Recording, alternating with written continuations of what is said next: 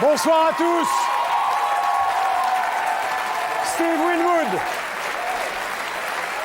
Vous pouvez y aller. Jimmy Page.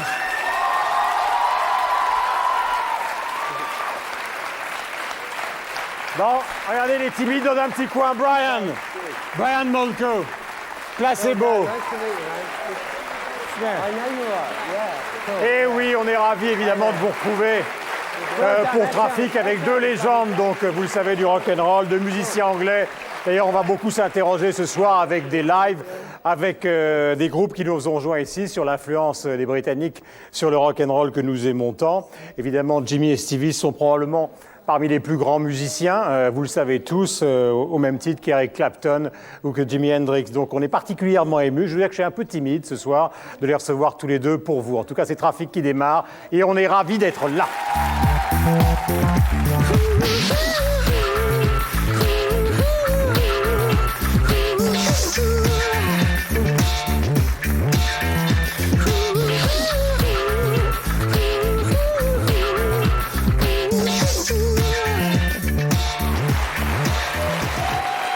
Placebo.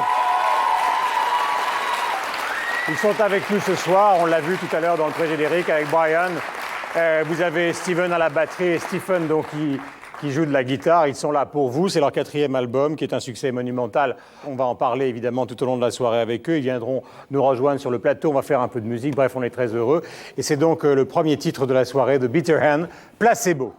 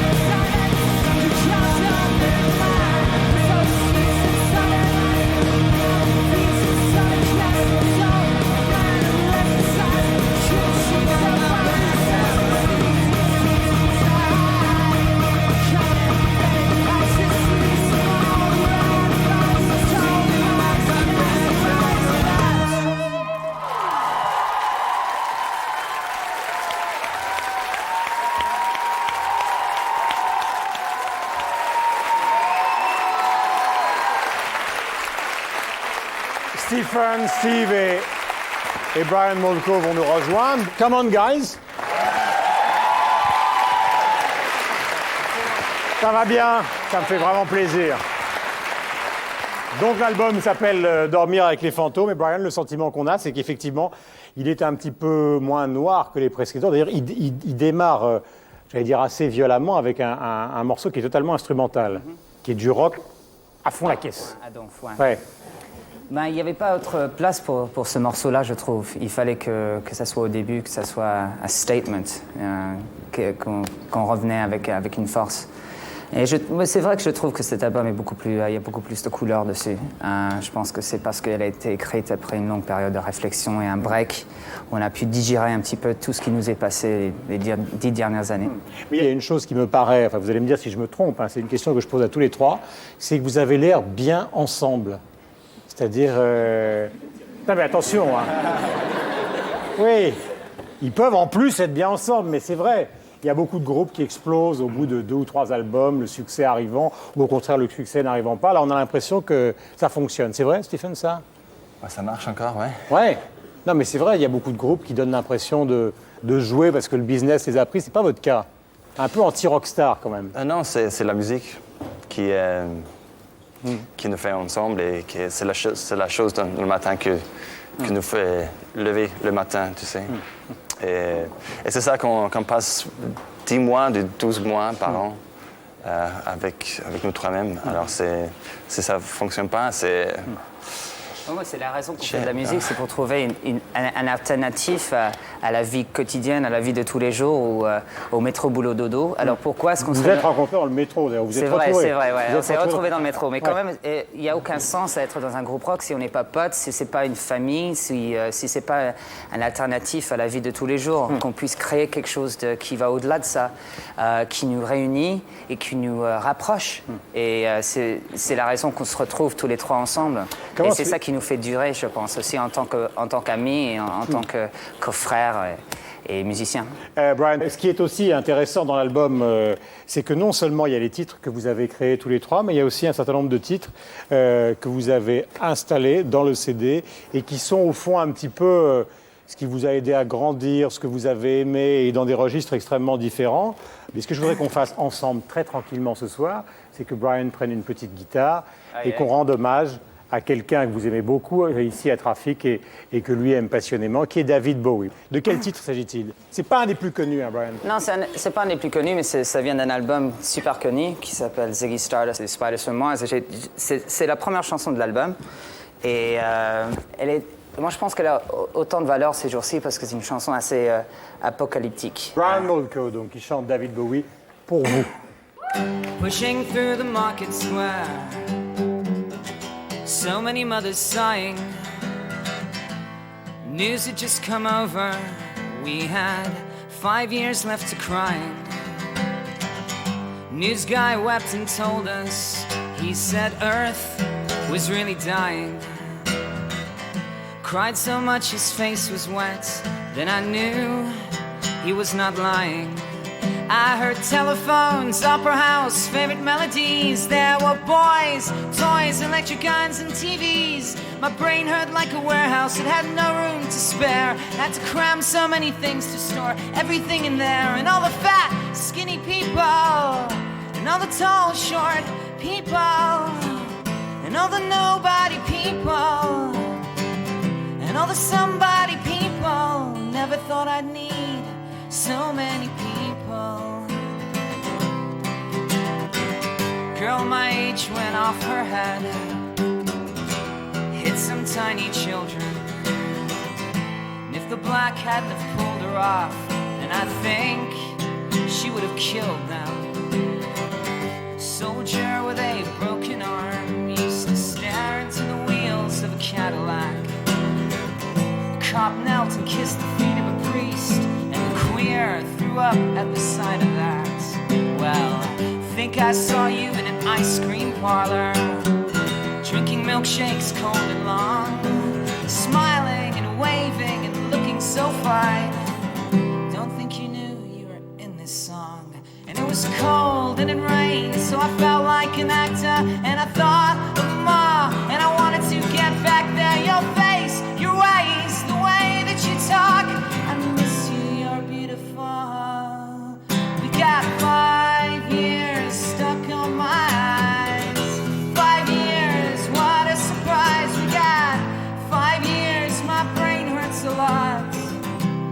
5 years, that's all we got. So we got 5 years.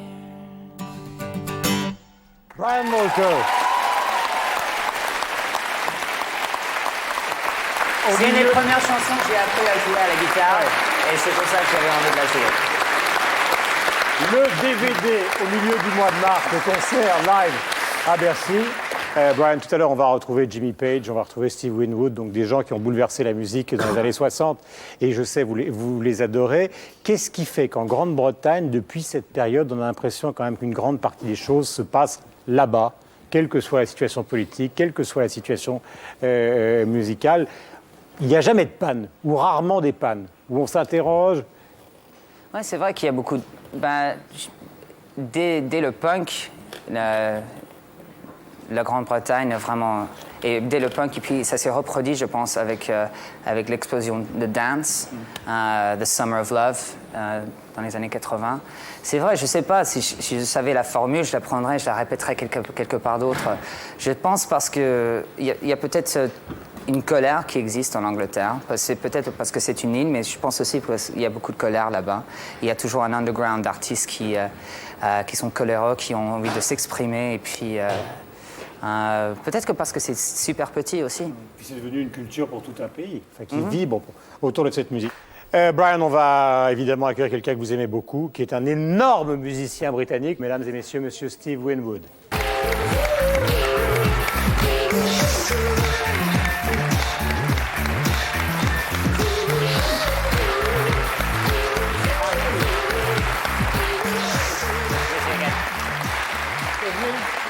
Ça va?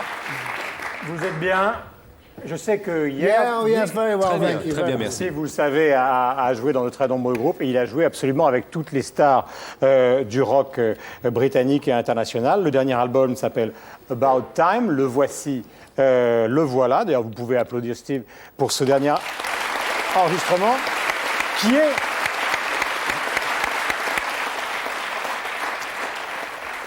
Il ressemble dans l'organisation à celui de Placebo, c'est-à-dire que vous avez un certain nombre de titres qui ont été créés spécialement pour l'album, et à la fin, il y a plusieurs lives, dont Voodoo Child Hendrix, vous qui avez joué sur l'album Electric Ladyland. Hein. C'était la volonté depuis le départ de mélanger les deux?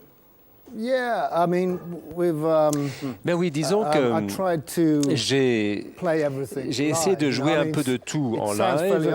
Bon, alors, ça vous paraît évident, mais enfin, quand on a des joueurs de studio qui font du live, c'est pas toujours évident.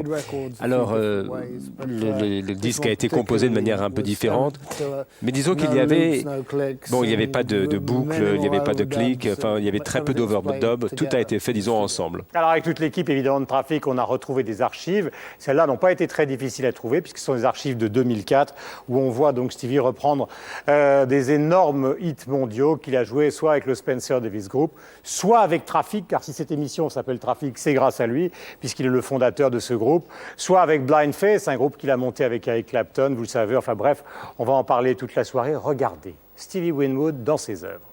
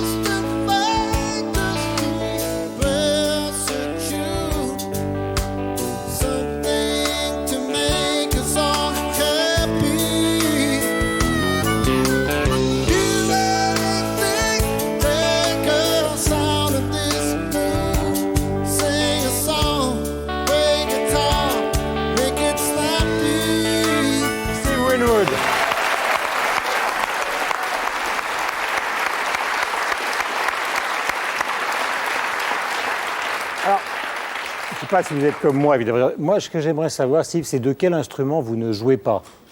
Il ne faut pas mentir, mon vieux. L'orgue, le piano. Oui. J'ai toujours voulu jouer du saxophone et ça, c'est un instrument dont je ne joue pas. Parce que mon père était un saxophoniste, bien sûr. Et je voulais jouer de cet instrument, mais il m'a dit non, il faut que tu apprennes d'abord la clarinette. Et quel âge, 4 ans, 5 ans, 6 ans, à quel âge papa vous a dit Moi, je devais avoir 6 ou 7 ans.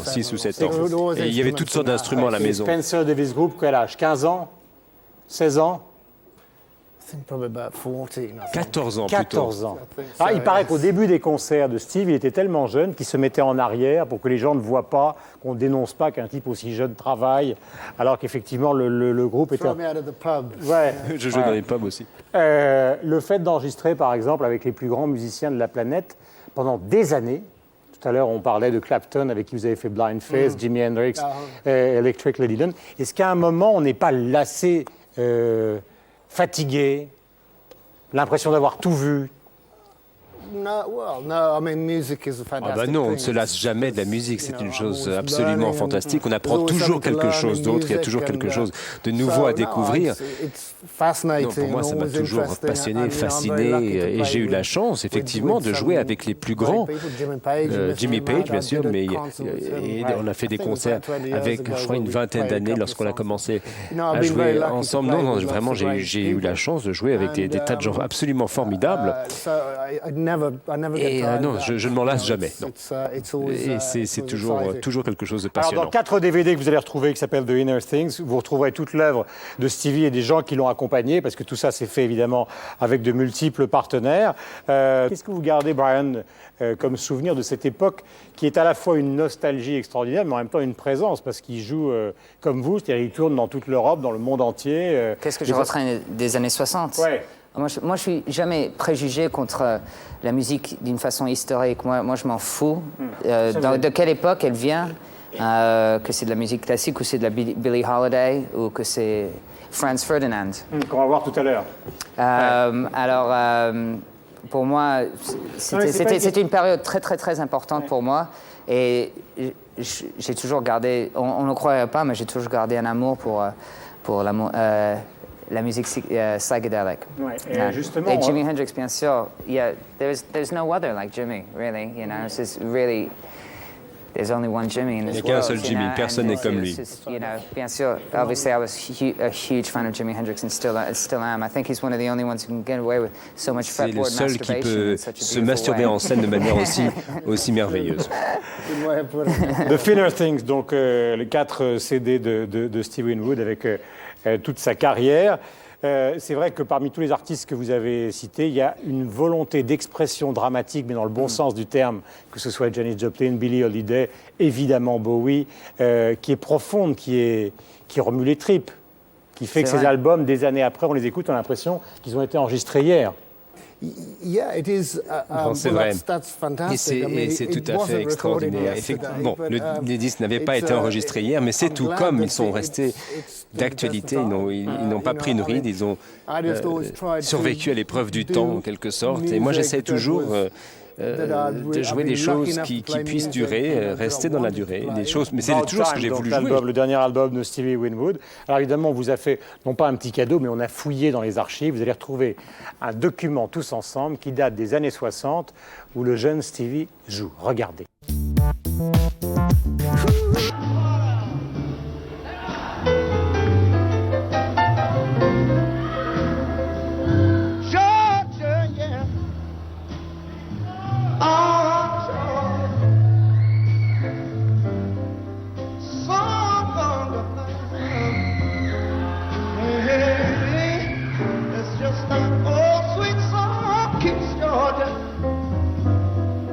Georgia,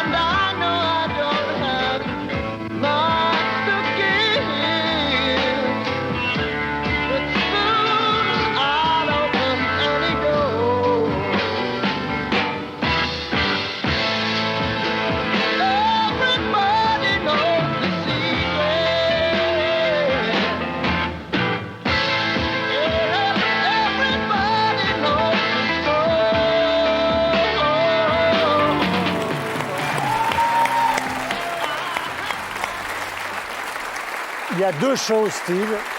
La première, dont c'est un morceau évidemment de Ray Charles, Georgia on My Mind, avec le Spencer Davis Group. Ça, c'est dans les années 60. Est-ce que vous aviez le souvenir que ça avait été filmé? Well, I mean, it's a long time ago. Donc ça fait longtemps, hein. Je ne me rappelais pas toutes must ces have choses. been, C'était quoi? In the middle Dans les années 60, 64, 65 par là. Hein. Et je ne me rappelle pas tout ce qui s'est passé. Je ne me rappelle pas à l'endroit d'ailleurs exact où ça s'est fait. Mais je crois qu'il y avait pas mal d'émissions de télé qui se faisaient en direct, en Allemagne en particulier aussi. Bon, je crois que là-dedans, d'ailleurs, il y avait des bouts qui venaient d'ailleurs. C'était un montage. Vous aviez quel âge à l'époque? Je crois 16 ans peut-être? 16 ans. 16 ans, yeah. Et alors, donc après, on enchaîne sur ce concert qui est resté, j'allais dire, douloureusement célèbre, le concert d'Hyde Park. Parce que c'est vrai, quand la première version de Traffic a été abandonnée, quand Eric Clapton a abandonné Cream avec Jack Bruce et Ginger Baker, tout le monde du rock mondial qui s'intéressait au Jimi Hendrix Experience, aux Beatles et aux Stones, tout le monde a attendu énormément de ce super groupe qui s'appelait Blind Faith, où il y avait vous, Eric Clapton, Rick Gretsch, qui jouait avec vous dans Traffic, et Ginger Baker, qui était le batteur de Cream. Et puis, il faut bien le dire, parce qu'on n'est pas une émission où on fait les pompes des gens, c'est vrai que ça a été un bide, finalement. Ça a été pas une réussite, Blind Faith. Pourquoi? I think that, Mais il me semble que really going through a lot of je crois que tout le monde à l'époque traversaient des périodes différentes de leur existence. Enfin, c'était mon cas, c'était le cas d'Eric. Je crois qu'on avait tous nos problèmes, nos phases. Alors, quand on se retrouvait sur scène, nous étions tous sous pression. Alors, on nous demandait de ressembler au son de Cream ou que sais-je. Et je crois que Eric ne voulait pas de cela. Moi, je n'y arrivais pas de toute façon. Et donc, c'était toute une tourmente que nous traversions. C'était le problème, la pression auquel on était soumis. Mais l'idée, quand même, de faire cet album au départ a réussi. Enfin, on a réussi à tirer de l'album ce que nous voulions y mettre. Enfin, Eric et moi, en tout cas, nous avions réussi ce que nous voulions faire. Et au début, ça avait l'air de marcher. Enfin, l'album lui seul. Et là, j'en suis satisfait.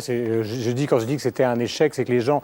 Enfin, moi, je me souviens quand le groupe s'est formé... Non, évidemment, il a été de courte vie. Hein, oui. Je voudrais qu'on découvre, avant de recevoir Jimmy Page, un sujet qui a été réalisé par Stéphane Davet autour de l'esthétique de ce rock anglais, ô combien importante. Stéphane, regardez.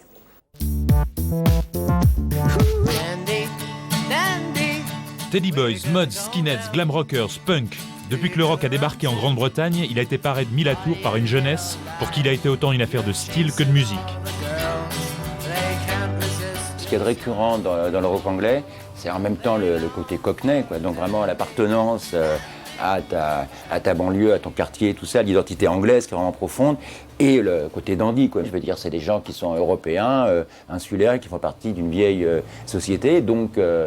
c'est ça qui est intéressant, c'est que quand ils interprètent le blues ou des musiques comme ça prétendument américaines, ils ont beau même reprendre les morceaux exactement avec les textes et tout ça, ils le font comme des Anglais, quoi. Je veux dire, donc derrière il y a Oscar Wilde, derrière il y a tout ça, quoi.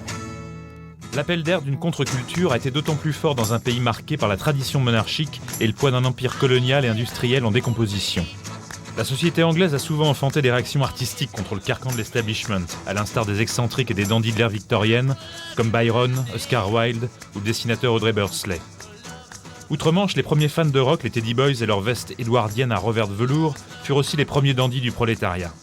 À partir des Beatles, les musiciens britanniques se forgent une véritable identité. Brian Jones, des Rolling Stones, est peut-être la première icône de cette explosion musicale. Son œuvre la plus importante, c'est sa coupe de cheveux, c'est ses fringues, c'est son image, c'est tout ça, quoi. C'est-à-dire tout le reste, c'est complètement virtuel, quoi. Et il a inventé, Brian Jones, cette notion presque, j'allais dire, de rockstar, enfin, où l'œuvre, c'est que l'image, je veux dire, la vision, le personnage, tout ça.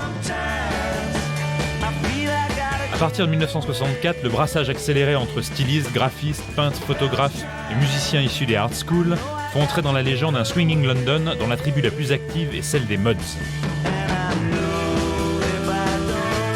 Les Mods avaient deux obsessions, pour faire court. Ils avaient le rhythm and blues le plus rare et le plus obscur. Ils voulaient s'habiller alors dans un style qui s'appelait moderne, donc d'où le nom, et en fait qui empruntait beaucoup à la France et au twister français, contrairement à ce qu'on peut croire et tout. Et ils ont eu une obsession géniale de la fringue, et ça devenait un code. On pouvait à la limite juger quelqu'un ou savoir qui il était, je veux dire, bon, à la taille de son revers ou tout ça. C'était un langage en soi, quoi. Les Who, les Small Faces et les Kings sont les groupes phares de cette déferlante qui nourrira la suite de l'histoire du rock britannique. Les Kings, leur idée de base, en fait, était d'être plus excentriques, plus efféminés, plus dandy que tout le monde et tout ça, quoi. Et donc, ils sont allés chercher des vestes de chasse. Et le seul endroit d'en trouver, c'était en fait dans une vraie boutique de vestes de chasse. Et ils ont trouvé une veste de chasse rouge, donc ils ont acheté les 4 mêmes. Et eux, ils se sont fait faire des chemises où il y avait et la patte de serrage et un jabot.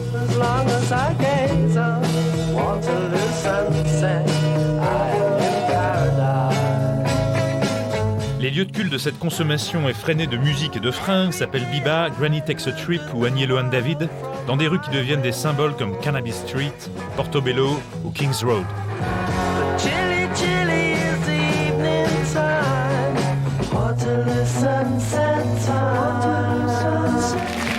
Le mouvement mode se partagera ensuite entre hippies psychédéliques et skinheads prolétaires, avant que le début des années 70 et les prémices d'une crise économique accouchent d'une vague de paillettes poussant jusqu'au bout les envies d'androgynie et de décadence. Aux côtés de T-Rex, Slade et Gary Glitter, David Bowie sera l'incarnation la plus esthète de cette génération glam rock.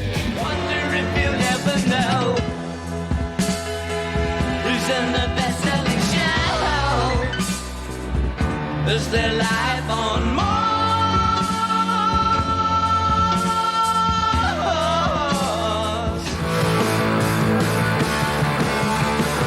Révolte anti-establishment dans une Angleterre qui fête le jubilé de la reine en découvrant le chômage, la furia punk de la seconde moitié des années 70 stylisera sa rébellion en des partis pris vestimentaires radicaux. Ce n'est pas un hasard si Malcolm McLaren, le manager des Sex Pistols, et sa complice Vivienne Westwood possédaient une boutique de fringues sur King's Road.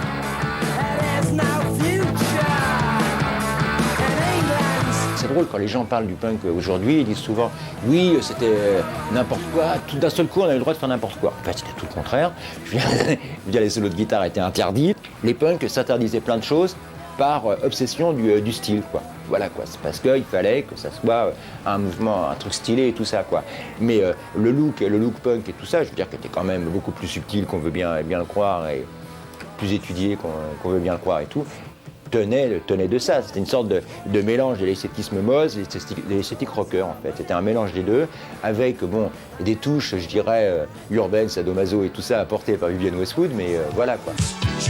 Avec une urgence émoussée et un goût moins sûr, les années 80 enchaîneront look gothique, pirate, garçon coiffeur ou néo-romantique. Il faudra attendre les Smiths, leur leader Morrissey, pour fusionner à nouveau dandysme et intensité. En réponse à la vague grunge américaine, le Royaume-Uni retrouvera son arrogance avec la Britpop des années 90. Des groupes comme Suede, Pulp, Blur et Oasis recycleront les grands moments du rock insulaire et les clichés mods. Oasis, c'est un peu autre chose, parce que Oasis, moi, c'est pas le fait qu'ils pompent à mort tous les morceaux historiques qui me gênent, c'est qu'ils essayent de s'habiller comme... mais ils n'y arrivent pas. Genre, pourtant, ils ont les moyens quand même, ces gens-là, ils ont même les moyens de se les faire sur mesure, et tout ça. Ils n'y arrivent pas, c'est une catastrophe. Même la coupe de cheveux, ils n'y arrivent pas. C'est quand même un drame, quoi. Je veux dire, ils arrivent à peu près à choisir la guitare qu'il faut, mais alors, dès qu'on touche aux fringues, ça devient désespéré, quoi.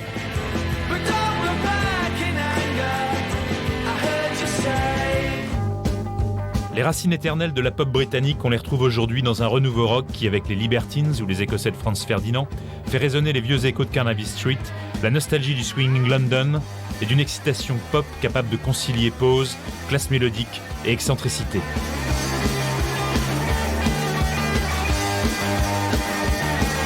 Les plus grands groupes de rock anglais et tout ça, ils jouent de la guitare comme ils s'habillent.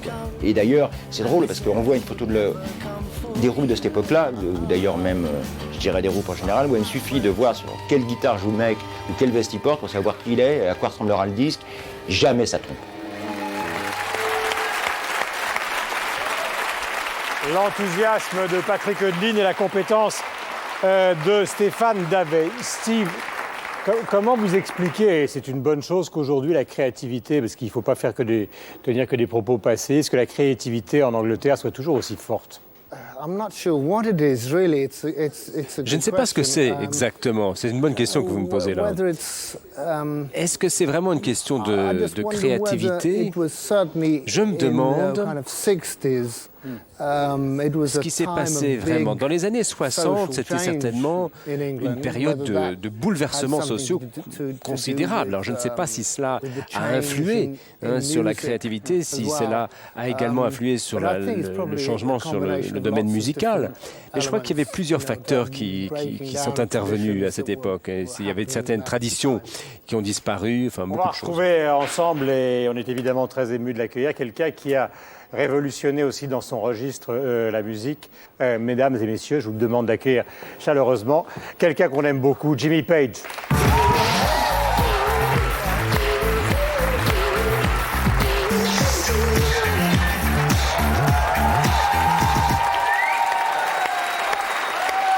Hi, Jimmy. Nice to meet you, Steve.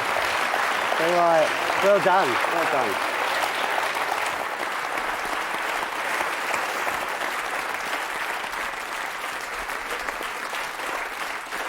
Dans Trafic, vous savez qu'on est là pour essayer de découvrir des archives qui ont marqué l'histoire du rock. On va en parler tous les deux avec Jimmy. Mais vous allez voir les titres qui ont évidemment marqué la carrière de Led Zeppelin, archives que nous avons retrouvées avec les commentaires de Jimmy.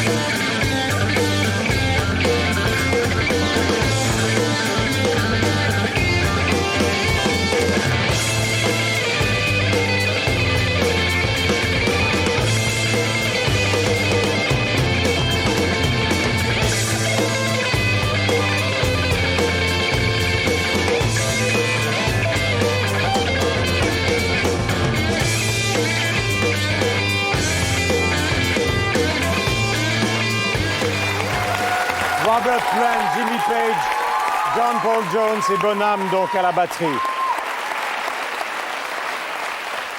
Et ce qu'il faut dire, c'est l'extraordinaire succès du DVD où on retrouve tous les grands concerts de Led Zepp. C'est vrai, c'est un énorme succès. Il faut se rappeler que c'est simplement une histoire chronologique du groupe, depuis les premières prestations télévisées jusqu'au tout dernier concert qu'on a donné en Angleterre l'année dernière. Alors c'est quand même un package assez intéressant. L'histoire de Led Zeppelin est arrivée comme une tornade. Vous étiez un des plus célèbres musiciens de studio en Grande-Bretagne. Vous avez joué absolument avec tout le monde. Un jour, donc, vous décidez de fonder votre propre groupe avec Robert Plant. Je crois que c'est Keith Moon des Who qui a trouvé le nom, enfin, d'une certaine manière, Zeppelin. C'est exact. D'ailleurs, vous avez fait tout un travail de recherche là. Je faisais partie des Yardbirds à l'époque. Et après cela, disons que c'était un groupe de 5, on s'est retrouvé à 4, on a fait quelques albums. Et puis au bout du compte, ils ont voulu se séparer. Disons que le chanteur et le batteur ont voulu faire quelque chose de nouveau. Puis alors on a tout changé. En fait, c'est quand même les Yardbirds qui étaient à l'origine de ce nom. Il y avait un manager à l'époque. On faisait encore du travail en studio à l'époque, beaucoup d'enregistrements. Je travaillais avec Jeff Beck notamment. Et le manager pensait que tous les membres du Yardbirds devaient chacun enregistrer un album solo. Alors, il en a fait avec Keith Rose. Jeff et moi, on s'est retrouvés, on avait voulu faire cette piste Bolero et puis on a voulu faire intervenir justement Keith Moon sur cette piste ainsi que Nicky Hopkins. Et là, ça a très bien marché. En fait, moi, j'étais à la guitare électrique, il y avait Jeff qui était à la lead guitare, la première, et Jeff était à la guitare basse. Et alors, le résultat était tellement génial, le manager a dit voilà, on va en faire de cela un groupe. Et alors, il y avait John Edwards qui était dans les Who, qu'on a pu débaucher des Who. Et on a décidé de créer donc ce groupe. Enfin, c'était le nom que Steve avait proposé. Il y avait Steve Marriott, il y avait deux Steve en fait, qui étaient derrière tout ça. Vous avez joué ensemble, Steve and you, Jimmy? Sur l'album, je me rappelle, oui, ça c'était... Non, attends, il me semble qu'on s'était quand même rencontrés avant ça. Oui. Mais on n'avait pas beaucoup joué ensemble, peut-être une fois ou deux. Alors, je reviens, je me suis un petit peu perdu dans ces histoires, que ça m'arrive tout le temps. Donc, où en étais-je? C'était Keith Moon, dans cette session, qui avait dit, voilà, j'ai un nom génial pour le groupe, on va l'appeler Led Zeppelin. Voilà, c'est Keith Moon qui a eu cette idée. On a vu donc les deux titres les plus célèbres de Led Zepp. Alors maintenant, des questions pratiques. Il faut vous répondre sincèrement. D'abord, est-ce que c'est fini, Led Zepp? Vous et Plant, parce qu'évidemment, Bonham, est-ce que c'est terminé, définitivement terminé? Je ne sais pas. Enfin, on verra comment les choses évoluent. Vous savez, la musique continue. Mais... Oui, mais j'ai joué avec Robert Plant il n'y a pas si longtemps. On avait un projet ensemble d'ailleurs, un projet ambitieux d'ailleurs. On a fait une tournée mondiale pendant quelques années. Alors John Bonham n'est plus des nôtres, mais je ne sais pas si c'est fini ou non. C'est une question un peu difficile. C'était un peu difficile de faire parler les gens. Oui, mais avec Phil, c'est pas non plus très facile. Non, c'est certain que... Alors, on va voir justement, Jimmy, on va voir quelques images du batteur de Led Zepp, qui était l'un de vos proches amis, qui malheureusement donc est mort. Je crois que c'était en 1980. Vous allez découvrir donc ce phénomène de la batterie donc qui jouait dans Led Zepp et qui a disparu. Quelques images que vous allez découvrir grâce à toute l'équipe de Trafic. Regardez. John Henry Bonham, Moby Dick.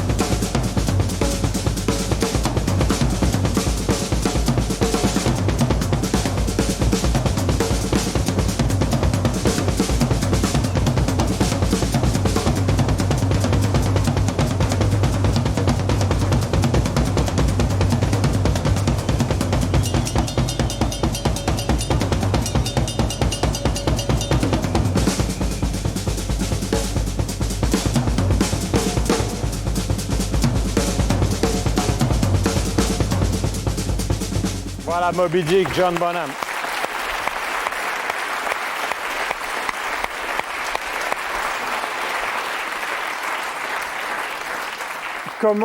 Comment vous avez pris, Jimmy, les critiques assez radicales de la génération punk derrière, qui ont dit tout ça, ce sont des rockstars démesurés. Comment vous avez pris ces critiques et aussi ceux qui finalement vous ont un peu reproché d'utiliser le blues? C'est-à-dire que nous avions déjà créé tout un univers qui était certes inspiré du blues, mais nous avions toute notre énergie. Enfin, je crois que c'est toujours une question d'énergie. Alors évidemment, il ne fait aucun doute que lorsque le punk est arrivé sur scène, les choses ont bougé. Hein. C'était vraiment un coup de pied dans la fourminière. Et ça a fait bouger les choses, c'est vrai. Alors il y avait cette attitude punk, un peu arrogante d'un certain point de vue. Et alors, évidemment, c'est un petit peu à la mode de dire, on fait comme si rien ne s'était passé avant. Donc, vous allez découvrir le DVD, puisqu'on en parle beaucoup, de Led Zepp, qui est un énorme succès en France. Je voudrais vous montrer donc aussi un CD qu'on va retrouver dans un instant. Le voici, le voilà. Donc, vous connaissez celui-là, évidemment, Jimmy, qui est un succès aussi phénoménal. Quand vous travaillez avec Led Zepp, vous revendiquiez de faire du hard rock ou est-ce que c'était l'idée d'un blues progressiste? Non. Donc, disons plutôt que ce que j'essayais de faire, en tout cas sur le premier album, c'était une espèce de mélange, parce que évidemment le premier album est un peu le noyau à partir duquel tout est sorti, tout a émergé. Alors il y avait différents styles qui se sont retrouvés. Il y avait du blues, certes, mais il y avait aussi du hard rock. Il y avait même un numéro de folk que j'avais emprunté à John Baez. J'avais mes propres idées et mes propres arrangements, une façon d'utiliser de manière nouvelle ces styles et ces influences. Donc disons qu'il y avait différentes idées qui ont convergé dans ce premier album noyau et qui ont pu ensuite évoluer pour faire quelque chose de nouveau. Alors évidemment, chacun chante, joue de manière différente et je crois que ça a influencé l'avenir, enfin la suite de manière assez spectaculaire et de voir des musiciens qui ont pu trouver leur style. Je suis content que vous soyez là, pour les gens qui nous regardent ce soir. Jimmy Page, merci pour lui. Alors, on va reparler avec Steve d'abord. Steve, il se trouve que la fille de Jimmy, qui est photographe, était sur la tournée en Australie d'un groupe dont on parle énormément actuellement, parce qu'ils sont numéro 1 en Angleterre, c'est The Darkness. Mais je voudrais que vous nous disiez au fond, qu'est-ce que vous avez pensé de cet extraordinaire succès planétaire, de cette tornade qui était dans tous les sens du terme Led Zepp? Oh, I mean, well, it's timeless music. Non, évidemment, c'est une musique qui résiste à l'épreuve du temps. Ce que nous disait Jamie tout à l'heure, l'idée de réunir différents genres musicaux, différents styles. Je crois que lorsqu'on a créé Led Zeppelin, c'était en 68, si je ne m'abuse. Et c'est à peu près la même époque que moi, je crée Traffic. Et c'était une espèce de renaissance musicale, parce qu'il y avait un certain nombre de groupes qui, à l'époque, se contentaient d'imiter le blues ou de s'en inspirer. Et là, c'était, disons, une deuxième vague, un deuxième souffle musical. On essayait de créer quelque chose de véritablement nouveau. Oui, je viens de penser à quelque chose. Avec l'arrivée des Beatles, par exemple, c'était assez clair que les Beatles s'intéressaient à faire des choses assez nouvelles. Pensez à Please Mr. Postman. Qu'est-ce qu'ils faisaient? C'était un peu ce que faisait Top Canning. Enfin, c'est un peu ce qu'ils avaient fait à Hambourg, à The Cavern, à leur tout début. Mais en même temps, il y avait derrière ça quand même une influence du blues. Donc il y avait la pop et le blues qui étaient deux vagues qui se rejoignaient. The Darkness, on en parle aujourd'hui avec Stevie et avec Jimmy Page. Ça change un petit peu de ce qu'on voit aujourd'hui dans la musique. C'est un hommage direct, finalement, à la génération que représentent Jimmy et Steve ce soir. Darkness, ils étaient là cet après-midi, car figurez-vous qu'ils commencent à tourner énormément dans le monde. Ils étaient en Australie il y a quelques jours. Ils seront à Amsterdam dans les heures qui viennent. Et donc, on a enregistré le titre cet après-midi, The Darkness.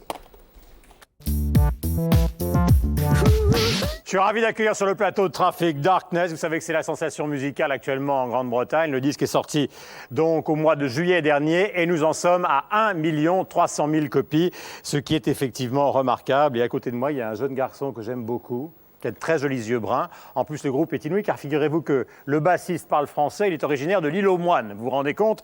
Pour un groupe de rock anglais. Justin, could you introduce the band to all the people in the audience of Traffic? Ça, c'est mon frère. Il s'appelle Dan Hawkins. Il joue la guitare. Et le batteur, c'est Ed Graham. Et sur le basse, c'est Frankie Poulin. Sa mère est française aussi. You just arrived from Australia. Vous arrivez d'Australie. Vous avez fait une tournée. Figurez-vous que la fille de Jimmy Page est venue nous photographier en Australie. Donc on a un lien avec un de nos invités ce soir. C'est vrai qu'il est sur le plateau. Vous voulez lui dire quelque chose? Peut-être que Dan va lui dire quelque chose en français. Justin, don't worry. Jimmy Page, you. Bonjour Jimmy. You are and God. Tu es un dieu. Thanks to be here. Darkness, donc sur le plateau de Trafic, on est absolument ravis. Justin, je vais vous rendre le microphone parce que vous en avez beaucoup plus besoin que moi. J'aime beaucoup vos fringues, il n'y a pas d'autre mot. Your clothes. It's nothing. It's nothing. C'est juste un bout de chiffon que j'ai confectionné pour le concert. Love, Darkness, thanks a lot.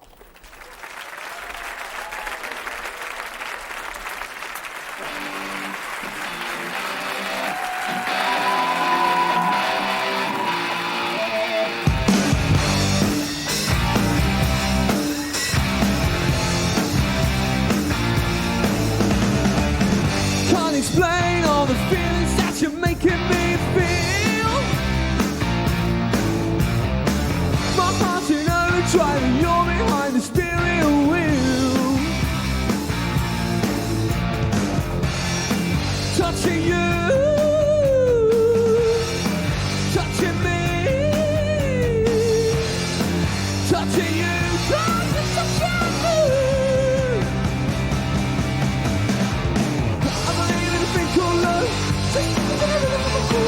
There's a chance we can make it now. I believe I can go.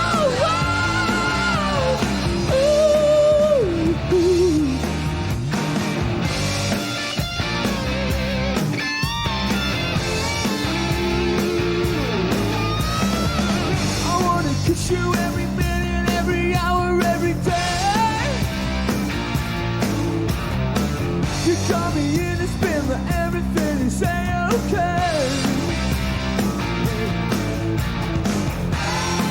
Touching you, touching me, touching you, touching you. I believe in a big cool love. There's a chance we can make it now. The sun goes through. I believe in a big cool love. Guitar!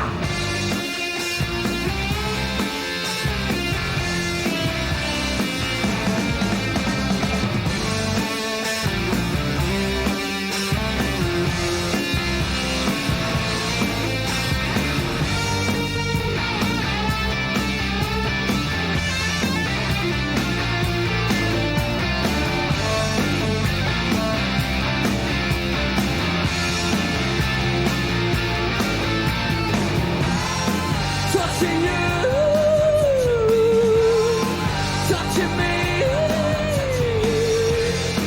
touching you, touching me. I believe in a thing called love. Just a with a chance we can make it now. The sun goes through. I believe in a thing called love.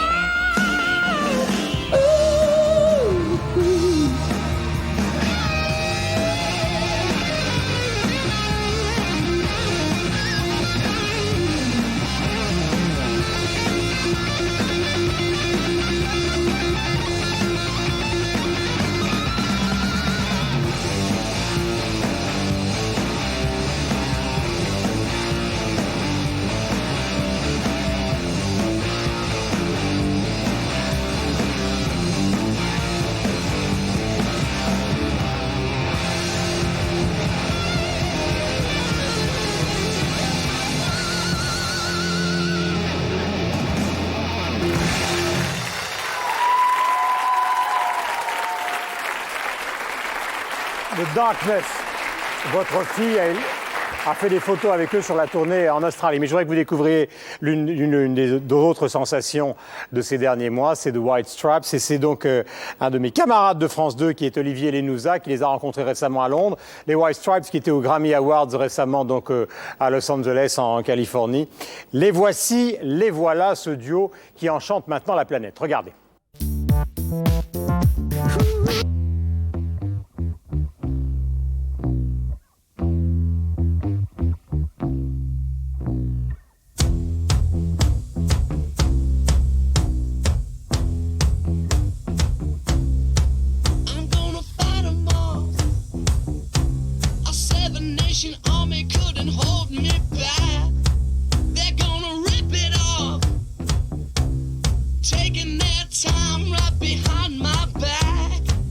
Don't like to play it the same way every time. So if I want to change something, or Meg wants to change something during the song, if we had a third person there, we'd all have to be well rehearsed. And we don't rehearse, so if it's just the two of us, we can change the song and go into something else and change it all around and make it different each time and make it spontaneous. Because we want the live show to mean something to us and to other people, so it's not just us playing the CD every night, you know. What would be the point? Might as well go play a CD and just go lip sync or something. So it's the point of rock and roll. You know?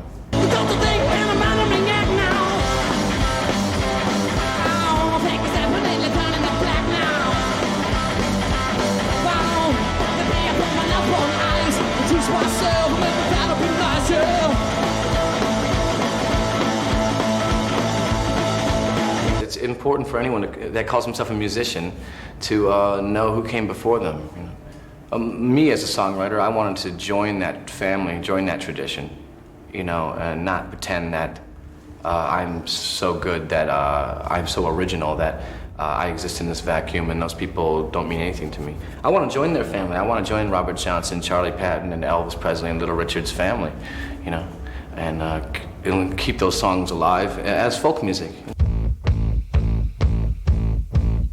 I think nowadays the attitude of how to record the music that a band's making, the attitude's completely changed from 50 years ago, and I think for the worse. It's not better. A lot of things you hear on the radio, you think that could have been really great if they wouldn't have recorded it on a computer, you know? If they would have done it with real musicians instead of keyboards and things like that. People are so proud when new tools come out. Look at this new synthesizer. It sounds just like a piano. Well, it doesn't sound better than a piano. A real piano is going to sound better, of course, and that's just the idea, I think. Now it's easy when you don't know better. You think it's sleazy, then put it in a short letter. We keep warm, but there's just something wrong when you just feel that you're the hardest little button to button. I had opinions that didn't matter. I had a brain that felt like pancake batter. I got a backyard with nothing in it except a stick, a dog, and a box with something in it. We're sort of best friends and enemies at the same time. Don't wanna hear about it. We fight every night and see who wins. And a message coming from my eyes says leave it alone.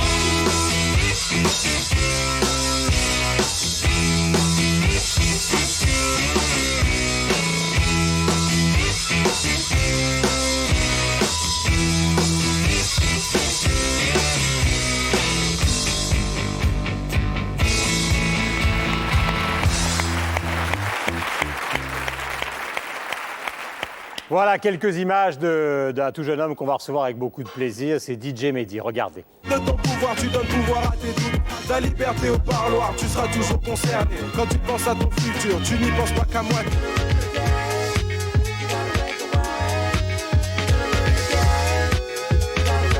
Je voulais rester à la cité, mon père m'a dit. Dans ce cas-là, je ramène tous mes amis. Voilà, DJ Mehdi, merci.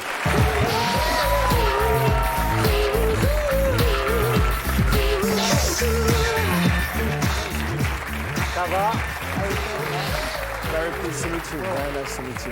L'album, le voilà, son album, et sa présence, elle est liée au fait qu'il a une passion non seulement pour cette période, mais pour votre musique. Alors, racontez-nous tout ça. Vous êtes venu d'ailleurs avec tout ce qu'il faut. Je suis venu avec quelques disques pour... D'abord avec Hendrix, là. Parler, ouais. Avec Hendrix, parce que d'abord, dans le temps, Stevie, Eric Clapton et Jimi Hendrix, j'ai toujours été, moi, personnellement, absolument passionné. Et puis, votre parcours m'inspire beaucoup. D'ailleurs, je suis très, très ému et honoré d'être là. Il connaît votre histoire par cœur, Stevie. Il connaît l'histoire, la vôtre, Jimmy, la vôtre, celle de tous les groupes auxquels vous avez participé. Il connaît absolument tout par cœur. Alors, les albums qui sont là, c'est quoi, alors ? Alors bon, c'est des albums auxquels Stevie et Jimmy ont participé. Vous avez trouvé d'ailleurs, je crois, un album où on les trouve ensemble. Donc, attention, regardez, vous avez vu ? C'est très moderne. Hein, voilà. Ça, c'est de la musique. Attention.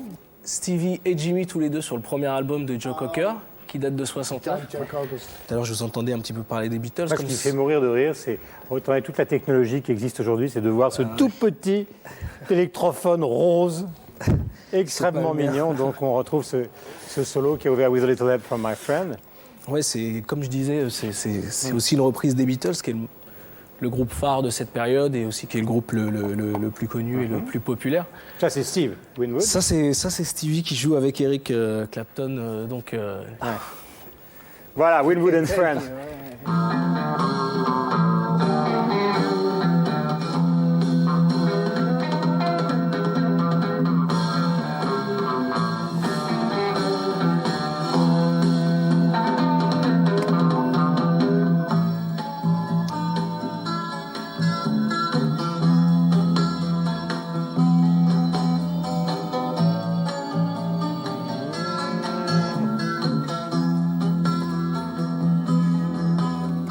Est-ce que... Ouais, on retrouve tout.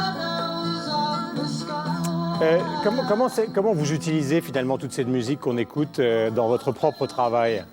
Justement, c'est là où je voulais en venir. D'abord, la recherche, elle vient d'abord par le sample. Et d'ailleurs, il y a un exemple assez connu sur le 4e album de Led Zeppelin où il y a les Beastie Boys qui ont samplé When the Levee Breaks, le break de batterie, le début. Et donc je voulais savoir si vous saviez, vous étiez au courant que vous étiez à travers ce breakbeat une source d'inspiration pour des groupes de rap comme moi. J'en suis conscient. Et en fait, bon, je crois qu'on est tous assez flattés. Le fait que notre musique puisse être une source d'inspiration à travers les samples. Enfin, si on a la chance de faire une musique qui en inspire d'autres, c'est formidable.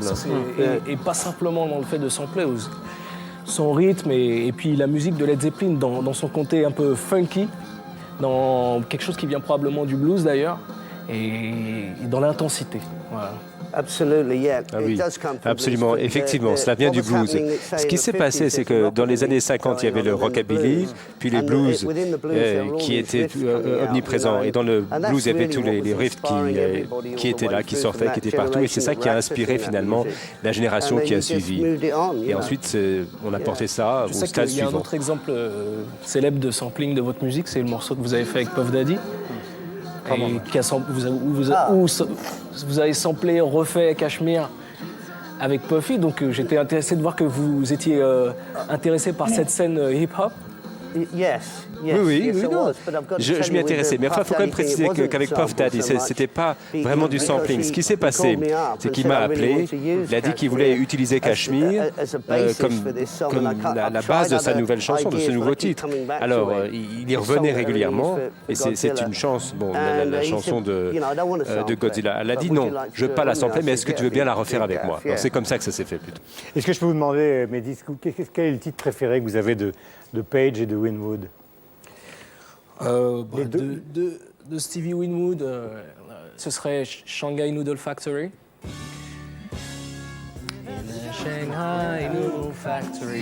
You like that one? S'il vous plaît. Le refrain, oui, la façon. Interesting choice. I think it was Jimmy Miller. Jimmy Miller. That's right. Absolument, c'était Jimmy Miller. C'est avec lui qu'on avait écrit ce titre. Pour la mélodie, donc et aussi pour la production, et pour la façon dont on a vraiment l'impression que la voix de Stevie vient d'un autre monde. En particulier, bon, ça marche bien avec le texte et l'ambiance générale, mais en particulier dans le refrain, avec la petite poussée de réverb qui vient dans le refrain. Et ça me donne les frissons à chaque fois, quoi. Donc, Shanghai Noodle Factory. Et Jimmy, c'est pareil, il y en a plein. Bon, alors, mon préféré à titre personnel, je pense que ce serait Since I've Been Loving You. C'est pas le titre le moins connu. Good Times, Bad Times, Rock and Roll. J'en ai plein, mais bon, les 4 premiers albums, en gros, sont magnifiques pour moi. Et, si je peux me permettre d'ajouter, Houses of the Holy, l'ensemble, l'album, dans sa diversité. Il y a un petit peu des choses qui vont un petit peu vers le reggae qui était naissant à cette époque-là. Il y a du rock pur, il y a des choses hyper diverses. Et c'est un album très riche. Et je sais que c'est pas l'album préféré en général des fans de Led Zepp. Et pourtant, dans la façon dont il est construit, c'est vraiment un blueprint, comme on dit. C'est vraiment un espèce de croquis de plein de choses que j'ai fait après. Et dans sa diversité, ça m'a beaucoup inspiré. Merci d'applaudir DJ Mehdi, qui est... Vous ne le connaissez pas, l'un et l'autre. Voilà l'album. Il faut rappeler que c'est l'un des plus importants producteurs de la scène rap en France. On va retrouver Placebo avec, évidemment, sur le plateau de Trafic, l'un des titres qu'il vous offre ce soir, le trio Where is my mind? Placebo.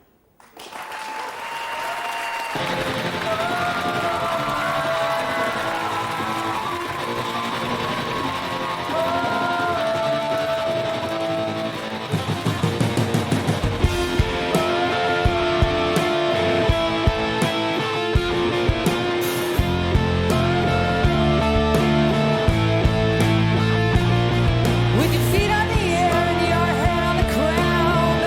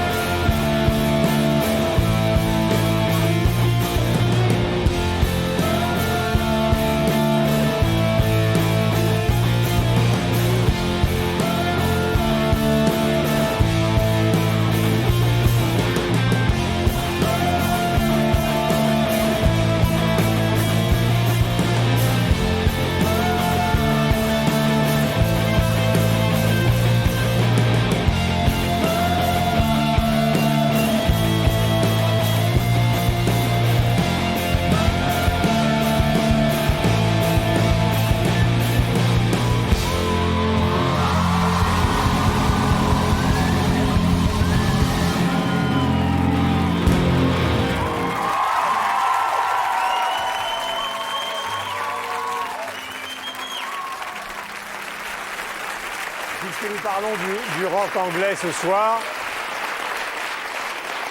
Il est impossible de ne pas parler évidemment des Beatles parce qu'il y a tout ce que Paul McCartney a fait autour de Let It Be, de ce fameux album qui est devenu Let It Be Naked. Vous savez qu'on a enlevé les arrangements de Phil Spector. Là, il faut se souvenir qu'à la fin des années 60, on leur a proposé d'enregistrer un nouvel album. Ça a été une aventure extrêmement compliquée car au moment où les 4 garçons sont rentrés dans les studios, les tensions à la fois personnelles et musicales étaient de plus en plus importantes et c'est ce que vous raconte donc pour Traffic Nick Kent.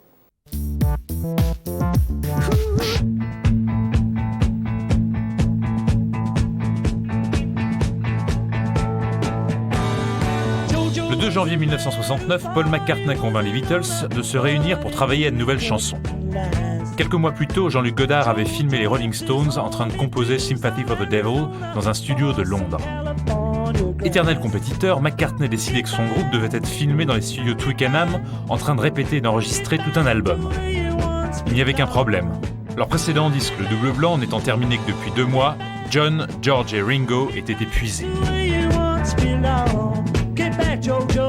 It was in question as to whether the Beatles would stay together. The question was, would the Beatles survive? So what I would do, I'd sort of done it with Sgt. Pepper, was sort of saying, let's do this. Just a suggestion, then the band does the work, not me. But I would suggest projects. And I remember going into Apple one day, we had a meeting, and we're all sitting down and saying, yeah, what do you want now? I said, well, I don't know, I think it'd be great if we, and I outlined the sort of idea of Let It Be, and I said, what about we do a film and so on and so on. I think it was John who sort of said, oh, I get it. He wants a job. Get back to where you once belonged. Peut-être c'était un petit peu trop rapide, mais je pense que c'était leur manière de fonctionner. Et puis s'ils avaient attendu plus longtemps, ils auraient abandonné. Chacun avait son projet. Harrison, il était avec Bob Dylan. John Lennon, il va faire un concert à Toronto. Enfin, on sent vraiment que de toute manière, si on ne réunit pas le groupe rapidement, le groupe n'existera plus. Donc, McCartney au moins avait préparé quelques excellentes chansons.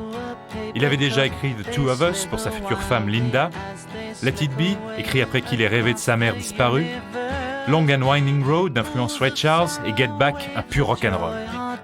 A contrario, John Lennon arrive avec peu d'idées intéressantes. Sa contribution la plus inspirée, Across the Universe, avait déjà été enregistrée 1 an avant. Son implication dans les Beatles avait fait place à son amour dévorant pour Yoko Ono et son désir de prendre des drogues dures. A girl in a session was not a good idea for us. And you ask probably any other group if a wife or a partner had come in on a Hollies session, a Rolling Stones session. It just wasn't how you did it. But John was so in love with Yoko and she was so in love with him that they had to be together, And whilst we recognised it, it still was very difficult to accommodate. And suddenly we were together all the time, sort of in a corner mumbling and giggling together and doing Two Virgins and Bags and Paul George and me would think, what the hell are they doing? What's happened to him, Je trouve que tout le monde est très cruel avec Yoko Ono. En revanche, sa présence sur un lit de camp dans le studio, moi, je suis musicien, j'aurais pas aimé personnellement. Mais... Je suis pas toxicologue, mais quand je vois John Lennon, j'ai l'impression qu'il allait fort sur l'héroïne à ce moment-là et tout, donc il devait être quand même franchement absent de l'esprit Beatles. George Harrison, de son côté, était aussi très mécontent à l'époque des sessions Let It Be. Ces derniers temps, il avait écrit beaucoup de nouvelles chansons, qui allaient d'ailleurs constituer l'essentiel de son premier album, All Things Must Pass. Mais Lennon et McCartney montraient en général peu d'enthousiasme à les enregistrer et sa frustration augmentait. Une dispute entre George et Paul fut même filmée pendant l'enregistrement. Plus tard, Harrison quitta même brièvement le groupe, apparemment après une bagarre avec Lennon. J'ai vu le film en plus, alors ouais. Je vois même George dit écoute, je vais jouer exactement ce que tu veux, quand tu veux, de toute façon c'est toi le chef, t'es en train de me casser les couilles comme sur Hey Jude, et l'autre tu dis mais enfin que tu parles de Hey Jude, il y a des trucs de dingue quoi, c'est... There was definitely no row. All that happened was that I went home from Twickenham because I was fed up of rehearsing these tunes in it was a terrible atmosphere and none of us really had the direction. So I left and the guy phoned up and said that I left after having a row with John, which I never did because the only row I've had with John was in about 1960 And it wasn't a punch-up, it ended up with me throwing my dinner on him and he threw his dinner on me. Two of us wearing raincoats, standing so low. Le producteur habituel des Beatles, George Martin, était absent de nombreuses sessions de cet enregistrement très tendu qui s'étala dans les studios Twickenham et Apple entre janvier et mars 1969. Déprimé par les frictions internes, George Martin confia le travail à l'ingénieur du son Glyn Jones. Le 4 mars, ce dernier commença à assembler un album à partir des bandes existantes, mais le groupe refusa de publier sa version. Il y avait eu 2 versions proposées avant Phil Spector, qui avaient été refusées par le groupe. Et ce qui était intéressant aussi, c'est que dans les versions proposées par Glyn Jones, il y avait le morceau Don't Let Me Down, qui a été après retiré par Phil Spector et qui est resté face B du single Get Back, ce qui est quand même très dommage, parce que c'est un très grand morceau de John Lennon, justement. Le dernier concert historique des Beatles, sur le toit des bureaux d'Apple, marqua la fin du projet Let It Be. En avril, ils sortirent en single Get Back et Don't Let Me Down, mais laissèrent au placard le reste des bandes, préférant se consacrer à une nouvelle tâche, l'enregistrement en juillet de leur dernier album, Abbey Road. Lennon annonça ensuite à ses camarades qu'il quittait le groupe. Sentant la fin proche, les Beatles choisirent de sortir Let It Be sous la forme d'un album et d'un film au printemps 1970, au moment où leur séparation était rendue publique. Puis sans consulter Paul, Lennon et Harrison décidèrent de confier les bandes à Phil Spector. Le légendaire producteur américain rajouta des orchestrations, des chœurs et des tonnes d'échos sur certaines chansons aux grandes dames de McCartney. In the film, the music is unadorned, or sort of naked as I was calling it, thinking of it without the overdubs that Phil Spector had been brought in to do. And at the time I wasn't too pleased because it was at a time of friction with the band, which led to our breakup. And I was just given a kind of fait accompli. Okay, this is it. This is what we've done with it all. Do you like it? I said no. He said okay, we're still going out. C'est, je sais pas, quand j'avais 14, 15 ans que j'ai écouté Let It Be pour la première fois. C'est un album qui est un peu dans la brume quand on l'écoute. Même sur les titres où il a ajouté peu de choses, il y a une espèce de, il y a de la reverb sur les charlets, des trucs comme ça qui sont assez rares sur les Beatles. La reverb sur la batterie, sur le piano électrique, les voix sont assez loin finalement, elles sont toujours doublées, il y a une espèce d'ambiance brumeuse mais qui finalement est très sexy. C'était tout à fait paradoxal de confier les bandes des Get Back Sessions à un producteur comme Phil Spector, puisque c'est quand même un producteur qui pratiquait beaucoup la surenchère, qui avait tendance à mettre plein de pistes et à donner une version assez symphonique de la musique. Et quand on sait que justement, dans le cas de Let It Be, on voulait un album un peu brut, avec un son un peu sale, de toute manière, ça pouvait pas convenir. Finalement publié en mai 1970, Let It Be fut un succès mondial immédiat, obtenant 3 singles numéro 1 rien qu'aux États-Unis. Bien qu'ayant reçu pour l'album l'Oscar de la meilleure musique de film, McCartney resta fâché que sa vision originale ait été détruite par le mixage grandiose de Phil Spector. Pendant plus de 30 ans, il rumina son amertume. En 2002, après la disparition de George Harrison et quelques mois avant que Phil Spector soit accusé de meurtre, il décide de prendre sa revanche. Il demande alors à Apple de confier les bandes originales de Let It Be à 3 ingénieurs du studio Abbey Road pour dépouiller les chansons de tous les arrangements de Phil Spector. Our brief was just to research the takes, just basically get the best sort of raw rock and roll kind of album. Yeah, you can't sort of please all the people all the time. We were happy with it and they were happy with it, so we're happy. Paul and Ringo have certainly approved the new mixes of the Let It Be album and are delighted with it. I think the thing that Paul McCartney likes about it as well is not that it's just restoring the album to the original concept of, hey, no overdubs, just us playing live. But the use today of modern digital technology has meant that it sounds really clear. I mean, this is the first time we've ever sort of messed around with the original Beatle product that we all spent years in the studio producing. And we wanted to hear it without putting Phil on. And it was just, I went to EMI to hear it. It was just incredible. With the Beatles stuff, it gets shinier and newer with new technology. You're in a clearer room with the guys.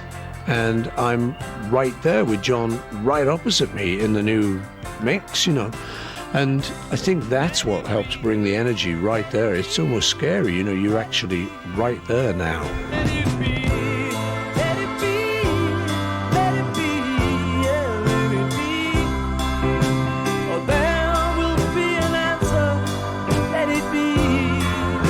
Let It Be Naked a été publié le 17 novembre 2003. Le disque est rapidement entré dans les charts de tous les pays. Le résultat améliore-t-il la version spectorienne ? Fans et critiques demeurent divisés.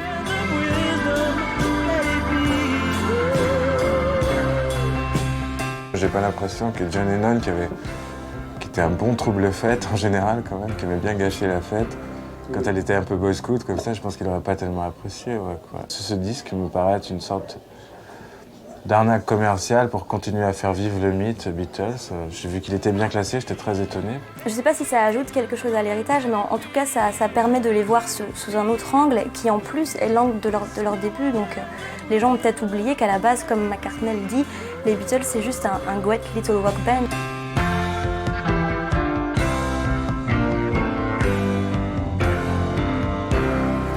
Let It Be Naked, donc Nick Kent et Stéphane Davet. Avant de retrouver Kezia Jones, et on vous remercie encore une fois d'être là, l'un et l'autre, est-ce qu'à votre avis, je sais que c'est très difficile d'avoir un jugement, mais est-ce qu'à votre avis, McCartney a eu raison d'enlever ses arrangements de Phil Spector, ou est-ce qu'il a eu tort? C'est aux deux producteurs, au fond, que je pose la question. Ce qui m'a semblé, c'est-à-dire que je n'ai pas encore entendu la version épurée. Il y avait beaucoup de tension au moment de la réalisation de l'album Let It Be, et je sais qu'avec les deux survivants, il y a encore des tensions. Alors. Mais enfin, c'est intéressant, je crois que l'idée est intéressante, le concept est intéressant. Je ne sais pas si c'était ce qu'il fallait faire. C'est un manque de respect envers les autres un peu. Disons que si ça apporte quelque chose de neuf, quelque chose de différent, alors pourquoi pas, hein, je crois que ce serait quelque chose qui mérite d'être écouté. Mais moi, je n'ai pas encore écouté, je ne sais pas. Cadeau. Ah, merci. Je vous ferai un rapport écrit. Merci de lui réserver un accueil chaleureux. Kezia Jones.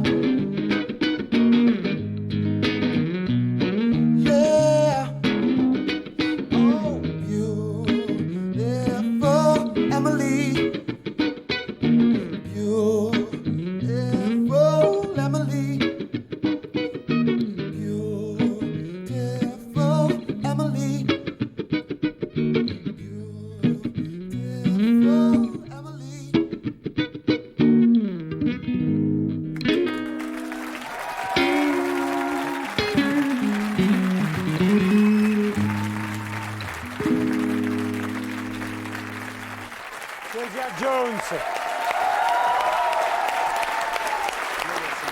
Voilà, Kezia va nous rejoindre. Voilà une édition limitée de 2 CD. On retrouve à la fois donc tout le nouvel album et puis un certain nombre de reprises avec le single donc Beautiful Emily. Nadège, bonsoir. Un certain nombre de disques, de CD, de livres qu'il faut recommander à tous les gens qui aiment Trafic. Donc beaucoup de choses.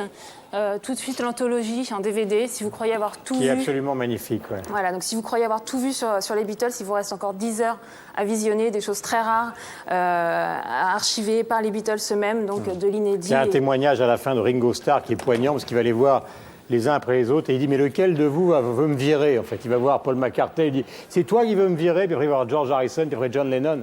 Il raconte ça avec une émotion absolument extraordinaire. Donc pareil, livre le au seuil. Voilà, anthologie idem, c'est la Bible des Beatles, écrite par les Beatles. Ils se sont auto-archivés et ont écrit leur propre histoire. Les Beatles encore avec un livre de photographie qui est assez génial parce que là on rentre vraiment, on suit les Beatles au quotidien. Les backstage de la Beatlemania on va le montrer là à la aux caméra, États-Unis. oui. Voilà, et donc c'est 90 photos sélectionnées très célèbres de 64 à 66. Et puis le John Lennon, la légende. Alors ça c'est magnifique, c'est plus qu'une biographie, c'est vraiment un livre objet incroyable avec plein de documents inédits, détachables, compilés aussi par Yoko Ono. Donc voilà, un magnifique témoignage en 3 dimensions. Et une surprise pour Jimmy, qu'on doit avoir ici. Merci Nadège de me la donner. C'est pour vous, mon cher Jimmy. Oh. C'est donc le DVD d'or. Platine. Led Zepp. Thank you. That's fantastic. Merci, c'est absolument fantastique. Thank you very much indeed. Merci. Thanks to be here. Wow. There you go. Voilà. Thank you. Cheers. Thank you. About Time, donc l'album de Stevie Winwood.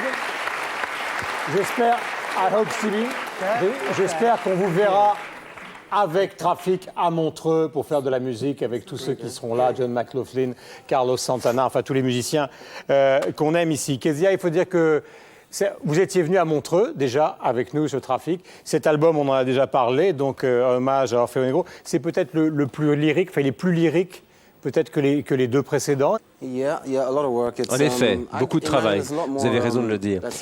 Et effectivement, il est plus mélodieux, plus lyrique. J'ai trouvé une façon d'exprimer d'une manière plus directe. C'est une façon mythologique de dire, voilà, je suis arrivé à ce stade de mon existence. Et il y avait un bon film derrière.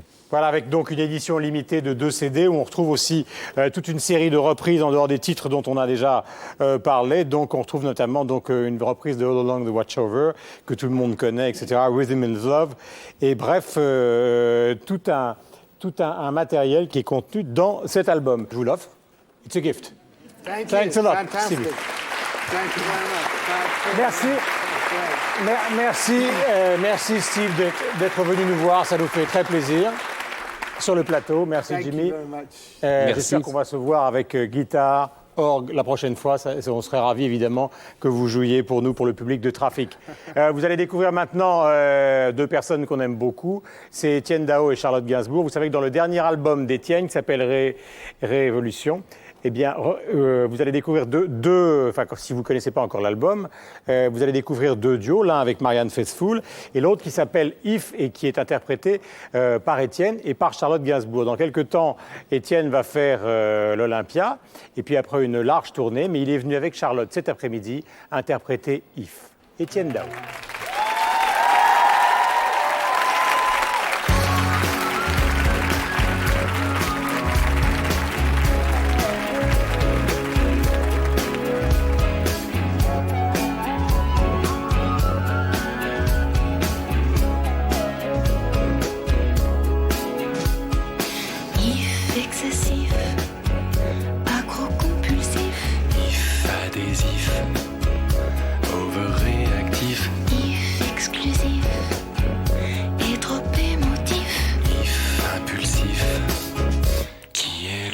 If intrusif, plus combatif, sous sédatif, en soins intensifs, cherche le motif. If négatif, maladif, maladif, inexpressif et plus vraiment vif. Cherche le motif, if trop captif et décoratif. If défensif, à grand offensif. If incisif, mes coups de canif. If agressif, qui est le fautif? If intrusif, plus combatif, sous sédatif, en soins intensifs. Cherche le motif. If négatif, maladif, inexpressif et plus vraiment vif. Cherche le motif.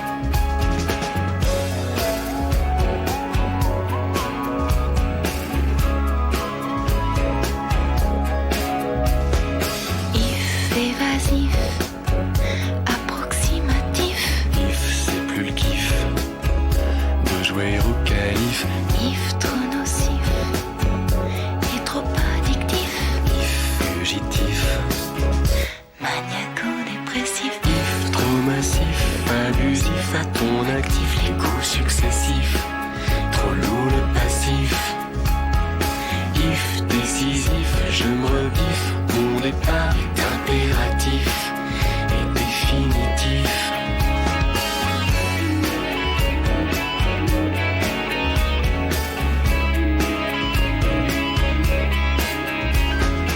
If intrusif, combatif, sous sédatif, en soins intensifs, cherche le motif. If négatif, maladif, inexpressif et plus vraiment vif, cherche le motif. If trop massif, abusif à ton actif, les coups successifs, trop lourd le passif. If décisif, je me rebiffe, mon départ est impératif et définitif.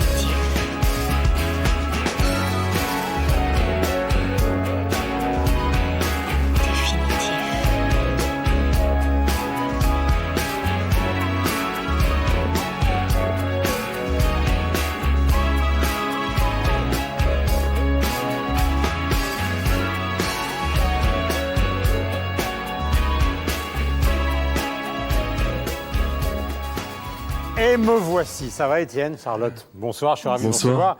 Est-ce que vous allez l'inviter sûrement? Et est-ce qu'elle va venir à l'Olympia au mois de mars pour chanter? C'était la grande question. C'est la grande question? Non, je pense pas. Pour le non. titre? Enfin, elle viendra me voir, je pense. Ouais, je viendrai le voir. Mais Ouais, pas ouais. sur scène. Petite Pas apparition. vraiment sur scène, non. Enfin, je crois elle sera quand même avec nous, mais je peux pas encore trop le dire. Qu'est-ce que vous aimez, Étienne? Qu'est-ce que vous écoutez en ce moment? En ce moment... Est-ce que vous avez envie d'aller voir comme concert? Alors, je vais être très décevant. En fait, j'ai redécouvert les Beach Boys. Et je n'écoute... Ça n'a rien de décevant. Et j'écoute absolument que ça. J'écoute tous les albums. Je trouve Vibrations, tous les oui, albums. tout. Je trouve que c'est une musique très particulière, paradoxale, très influente. D'ailleurs, je crois qu'elle a beaucoup influencé les Beatles. McCartney s'est beaucoup influencé et inspiré de Pet Sounds pour faire Sgt Pepper, par exemple. Donc, et Brian Wilson vient à Paris, à l'Olympia d'ailleurs. Oui, c'est curieux. Bien, on a toujours parlé de cette compétition entre les Beatles et les Stones, alors que je pense que la compète était plus entre les Beatles et les Beach Boys. On va rappeler donc l'album, Révolution, le voici. Donc le single, je vais peut-être y arriver. Donc le voilà, le single. Je voudrais simplement dire, parce qu'on a beaucoup parlé de cet album depuis qu'il est sorti, Étienne, qu'il a été quand même enregistré dans des conditions un petit peu particulières, avec une volonté de, je ne dis pas trop sophistiquer l'ensemble, mais en tout cas de donner une véritable impulsion. Oui, j'avais envie d'aller très vite. D'ailleurs, je l'ai enregistré avec les musiciens qui sont ici, d'ailleurs, et qui sont avec moi sur scène. Et on a eu envie d'aller très vite, enfin de retrouver une espèce d'énergie un peu brutale comme ça, d'abandonner un petit peu l'électronique et le symphonique. Merci en tout cas. Donc voici l'album, encore une fois, Révolution d'Étienne Daho, avec le single. La chanson donc avec Charlotte, que je remercie d'être venue pour nous. Et puis, puisqu'il s'agit justement d'urgence, dans un instant, on va retrouver Jean-Louis Murat. Vous savez qu'il y a un album qui est sorti, enfin un triple album. Et Jean-Louis a ajouté à tout ça un DVD qui a été réalisé par Duncan. Donc, vous allez découvrir un extrait qui s'appelle Parfum d'acacia au jardin. Jean-Louis Murat. Merci à tous les deux. Merci.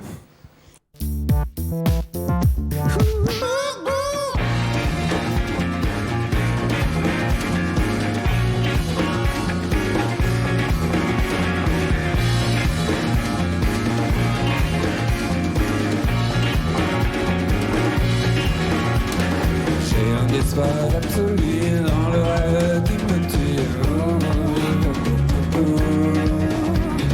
Chaque jour en tous ces arts, tout me transperce le là. Je sais, je n'aime que l'amour, à toute heure, n'importe où.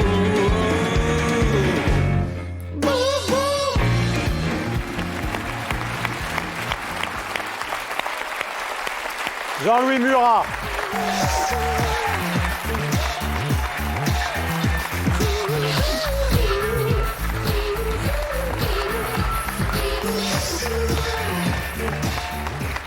Et Brian Molko. Ça fait plaisir de vous voir, Jean-Louis. Alors, il faut expliquer un peu l'idée de ce DVD. Ça a été donc enregistré d'abord avec les caméras de Don Kent, qu'on a connu à Nulle part ailleurs, et qui a enregistré une grande partie de la musique et du live qui se faisait à Nulle part ailleurs pendant des années et qui manque aujourd'hui considérablement. Et là, des chansons nouvelles qui sont tout à fait différentes de l'album que vous connaissez, Lilith, et que vous avez enregistré quoi, en 2-3 jours? En une journée. En une journée? Oui. Avec quel musicien? Non, c'était plutôt... je trouve toujours en fin de tournée, il y a toujours une bonne ambiance entre les musiciens. Enfin, nous, c'était le cas. Donc, 4 jours après la fin de tournée, on est rentré une journée en studio et on a enregistré Et c'est... entre 14h et 22h. Ouais. Le fait de produire soit des albums, soit au concert des DVD, comme ça, avec une certaine urgence, ça apporte quoi à la musique, finalement? Il y a moins de pensée dedans. Je crois beaucoup à une dimension assez sensuelle et sportive des choses. Moi, j'aime bien les challenges, j'aime pas trop réfléchir, et j'aime bien me libérer, et j'aime pas... j'aime aller vite. Voilà, j'aime aller vite et j'aime pas réfléchir. On vous interroge souvent sur l'industrie du disque, Jean-Louis, et on gomme... C'est de la merde, oui. Ouais, et finalement, c'est une manière de gommer votre travail qui est l'un des plus poétiques. C'est pas de la flagornerie de vous le dire, parce que je le pense, comme beaucoup de gens qui achètent vos albums. Le plus poétique, oui. Ou l'un des. Le plus. Ou l'un des. Oh, Il est pas mal comme animateur télé. Non, mais c'est vrai. Ouais. Le fait de parler de l'industrie perpétuellement des autres, de ce qui vous énerve chez les autres, ça cache un peu. Je n'en parle jamais. Moi, je très fais souvent. une télé tous les 5 ans et c'est vous qui venez me parler de ça. Moi, j'en parlerai pas sinon. Mais c'est vrai qu'à Don Kent, pour filmer ça, je lui avais dit je voudrais esthétique des premiers grands échiquiers, esthétique au RTF. En dehors de cette esthétique, qu'est-ce qu'il cherche à capter Don Kent autour de ça? Il va vers les musiciens. La vérité des choses et la vérité des gens. C'est pas nous si on fait de la musique, c'est pour la vérité. Brian, c'est pareil. C'est quoi qui on supporte pas? On supporte pas le mensonge à la limite. Donc on essaie de faire un job où on se trouve coincé comme des rats. On peut pas mentir. On est obligé d'être vrai. Donc on se retrouve sur scène, on est obligé d'être vrai. On fait un DVD. On enregistre, si on y passe une semaine, on va trafiquer, bidonner l'affaire. Il vaut mieux faire ça en 3 heures, comme ça il n'y a pas de mensonge. C'est beaucoup plus intéressant et beaucoup plus tonique pour soi, parce que du coup, on voit sa propre vérité, on voit ce qu'on vaut, on prend des certitudes, on prend des doutes aussi, mais ça nous permet d'avancer, et ça nous permet à chacun de faire notre vie d'homme, tout en étant libre. C'est notre propre vérité. Vérité que vous trouvez souvent en nouvelle. Vous avez Est-ce que c'est là où tu trouves vraiment est-ce que c'est dans ce contexte-là que tu trouves que c'est possible d'être complètement vrai, de dire une vérité? Moi, je me sens très vrai quand il y a le feu. Hein. Moi, je trouve qu'on est vrai quand il y a le feu. Et dans l'urgence, quoi. Est-ce que c'est une liberté que tu trouves dans la musique pour être vrai? Ou plutôt, non, mais moi, je pense que dans d'autres que contextes de ta vie, tu peux pas être Je totalement vrai. Moi, je trouve des sais fois. pas. Ouais, Parce tout que, ça.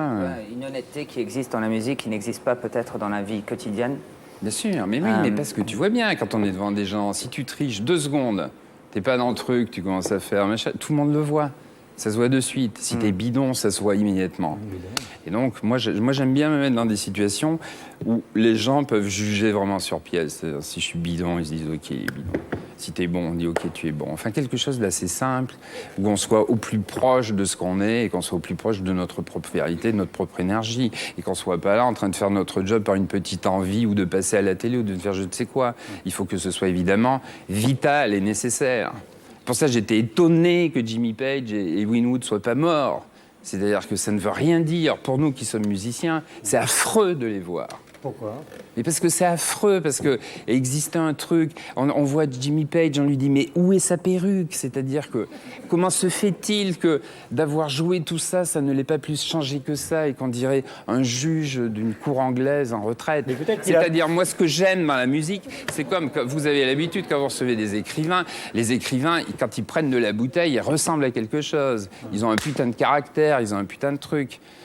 Winwood, on dirait un mec de la FNSEA, tout ça. Donc c'est toujours très énervant. Très énervant. Mais parce qu'on se dit, on a investi le meilleur des jours et des heures de sa jeunesse pour vouloir faire comme eux. Moi, je préfère être dans l'instant et tout griller immédiatement. Alors, je ne suis pas là pour les défendre, mais ce que je veux dire simplement, c'est que Winwood, il s'est toujours défini comme d'abord et avant tout un musicien. Donc, à l'époque, comme aujourd'hui... un musicien, c'est un musicien, c'est un artiste. Laissez-moi terminer. Je ne suis pas leur avocat, mais je pense que, pour parler franchement, puisqu'il faut se brûler à la télévision en direct ou enregistré, il s'en est toujours branlé, Winwood, des vestes. FNSEA ou Chico's Velours, ça l'a jamais dérangé. Il s'en fout complètement. Nous ne parlons pas de la même chose. Alors, je vous parle de la musique au sens le plus noble, comme peut le comprendre Brian, c'est-à-dire une expérience, une opportunité pour un individu qui lui est donné d'aller au plus près de sa vérité et de se brûler immédiatement devant tout le monde. Et je dis simplement, quand on voit les gens rescapés du feu, sans que le feu leur ait laissé de traces, il y a quelque chose d'un peu désespérant. Ça nous fait voir. Vous avez tort. Mais peut-être que j'ai tort, mais c'est ce que je pense. Je suis venu ici pour dire ce que je pense. Absolument. Mais parlons musique. Après de très nombreux albums. Non, parlons de vous. Souvent, quand vous parlez musique, vous parlez de vous. Donc, qu'est-ce que vous avez vu? Le Led Zepp, vous l'avez vu en quelle année? La première fois, je crois que c'était... Alors, voilà, on va parler de soi. Je crois que c'était à l'École Centrale en 1970. Ah, d'accord, pas mal, ouais. J'avais les cheveux jusque-là. J'étais pas très frais, un peu désespéré, pas très loin de l'état dans lequel vous étiez quand vous avez enregistré votre premier 45 tours. Et quand j'ai vu passer cette tornade, puis après d'autres tornades musicales, j'ai assez rapidement recru à la vie, justement. Et je crois que c'est quelque chose que partagent toutes les jeunes générations quand ils vont écouter Placebo. Il y a des gens que ça perturbe, mais il y a des gens que ça maintient en vie. Mais ce que je veux dire, c'est que nous, on ne fait pas un métier de nostalgie. C'est-à-dire qu'on n'est pas branché sur de la nostalgie. Non plus. Et on n'est pas une génération tarée ou perdue qui arrive après la grande bataille, qui se serait terminée, où le grand Waterloo aurait été Woodstock. C'est-à-dire que nous, on n'en est pas là. C'est pas du tout la question. C'est un problème de vie, c'est un problème d'heure, de jour, c'est un problème de façon d'envisager ses couilles et son sang, quoi. La musique, c'est ça. Mais moi, je voulais vous dire, en tout cas, Jean-Louis, qu'il y a à la fois Lilith et le DVD. Voilà, c'est ça, ce que je voulais vous dire. Moi, c'est que ce qui m'intéresse, c'est qu'on parle de ce putain de DVD qui sort bientôt, que les gens l'achètent, qu'ils soient au courant. Je fais jamais de télé, c'est la seule télé que je fais, je viens vous voir. Oui, mon cher Guillaume, je suis gentil. Ça fait plaisir. Donc, s'il vous plaît, parlez bien de ce putain de DVD, sinon je suis venu pour rien. Mais c'est ce qu'on fait. Bon. Alors, achetez le DVD. DVD.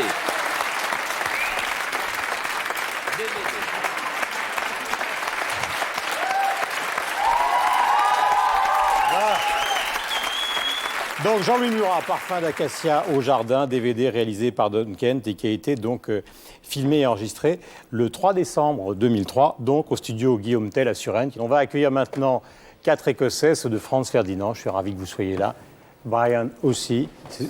C'est de l'enfer. Hein? C'est vraiment de l'enfer. Vous avez entendu parler de Franz Ferdinand? Ah ouais. Ouais. Franz Ferdinand, donc sur le plateau de Trafic, qui vont jouer pour vous Take Me Out.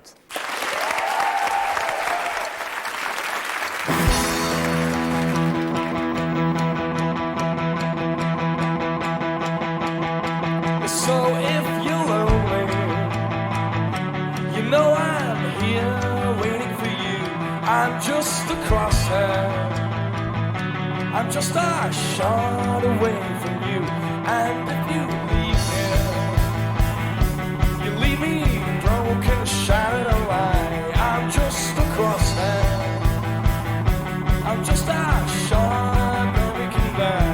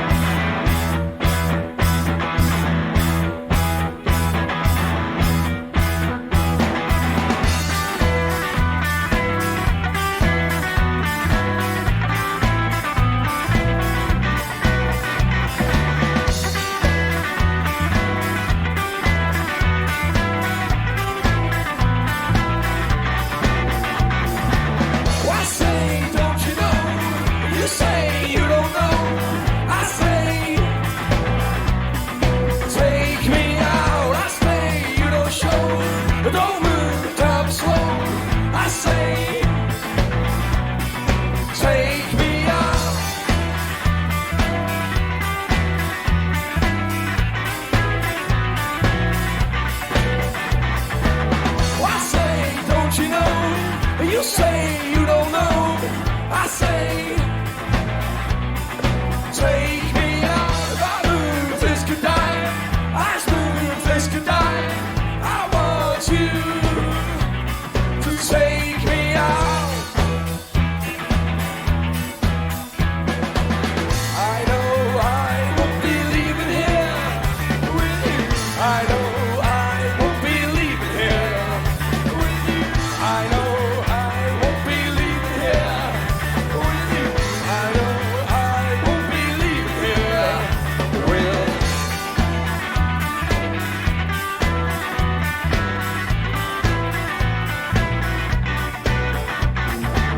I say, don't you know? You say you don't know. I say, take me out. If I wait, this could die. If I wait, this could die. I want you to take me out. If I move, this could die. I smooth, this could die. Come on, take me out.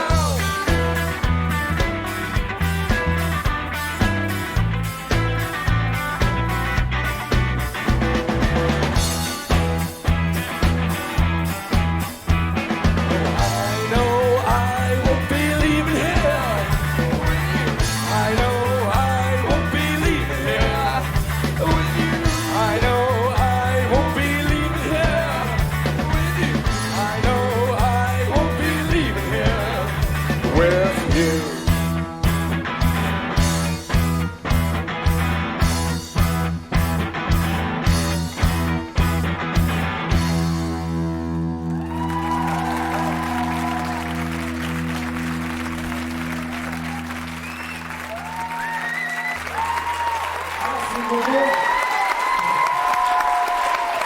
Voilà, l'album de Franz Ferdinand qui est sorti le 16 février. Could you join us? Thanks a lot. Et donc Jean-Daniel Beauvalet qui nous retrouve donc pour une expérience qui dure maintenant depuis un certain temps. Vous êtes rédacteur en chef donc des Inrecuptibles. Et donc vous organisez cette espèce de concours qui consiste à essayer de retrouver au fond le meilleur de la musique qui est en train de se faire. En fait, c'est une opération qu'on avait lancée il y a 2 ans pour voir si dans notre lectorat, des gens faisaient de la musique. On avait dit, voilà, si vous faites de la musique et que vous avez envie qu'on la publie, envoyez-nous vos maquettes. On attendait 200, 300, 400 maquettes. On en a eu 5000 la première année. On en a eu 6000 cette année. Et quel est l'objectif, Jean-Daniel, de tout ça, en dehors de faire ressortir cette musique que les gens jouent chez eux, qui jouent dans les clubs, dans les mini-concerts? C'est de montrer, je pense, que la musique n'est pas aussi sinistrée qu'on le dit, qu'il y a encore vraiment du désir de faire de la musique.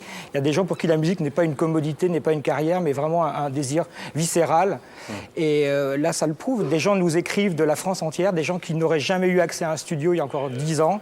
Grâce à l'avènement des petits studios portatifs qu'on peut installer chez soi, font de la musique, le font avec beaucoup de passion, de fougue, et surtout le font sans vraiment de plan de carrière. C'est-à-dire c'est des gens qui envoient leur musique à nous comme une bouteille à la mer, qui n'ont pas vraiment d'ambition de plan de carrière, qui ne l'envoient même pas aux maisons de disques, qui se disent le système n'est pas pour nous. Mais vous, est-ce que justement l'idée c'est de faire pression sur le système pour que les meilleurs d'entre eux puissent enregistrer, ou est-ce que c'est simplement justement une démarche alternative qui est un coup de chapeau qu'on leur fait? Non, le but du jeu, c'est que si on trouve que des chansons sont intéressantes, c'est bien sûr de les faire partager avec le plus grand nombre. Voilà, d'ailleurs ça existe, puisque dans les Inrocks, vous trouvez très fréquemment donc, le meilleur de la musique produit par les grandes maisons de disques, avec pratiquement chaque livraison.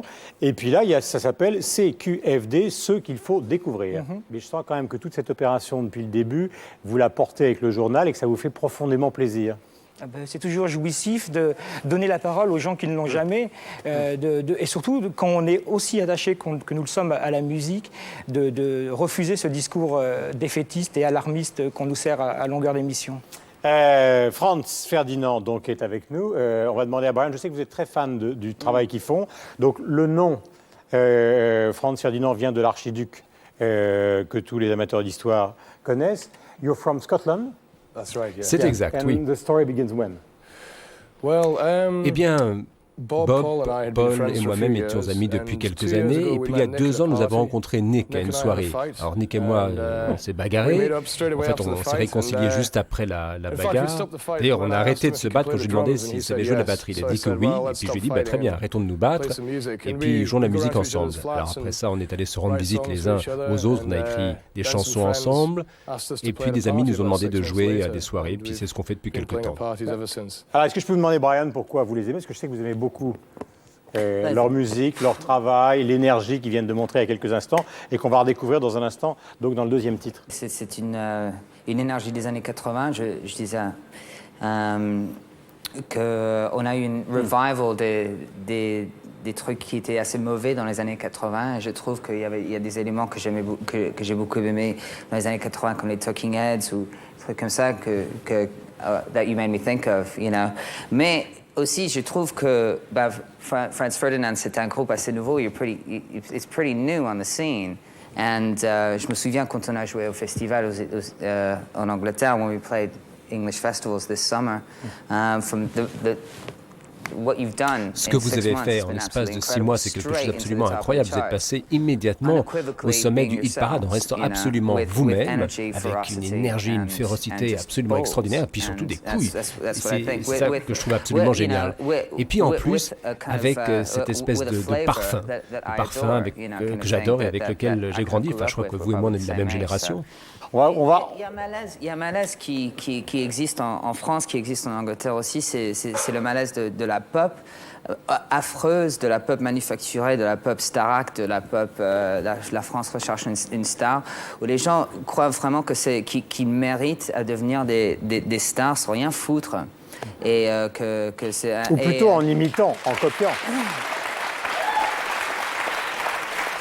Et ces gens-là, ils sortent des disques et des fois, ils sont à numéro 1. Mais pour moi, quand Franz Ferdinand, ils ont rentré dans les charts à numéro 2 en Angleterre. Alors moi, j'étais heureux pour le rock and roll. Alors vive le putain de rock.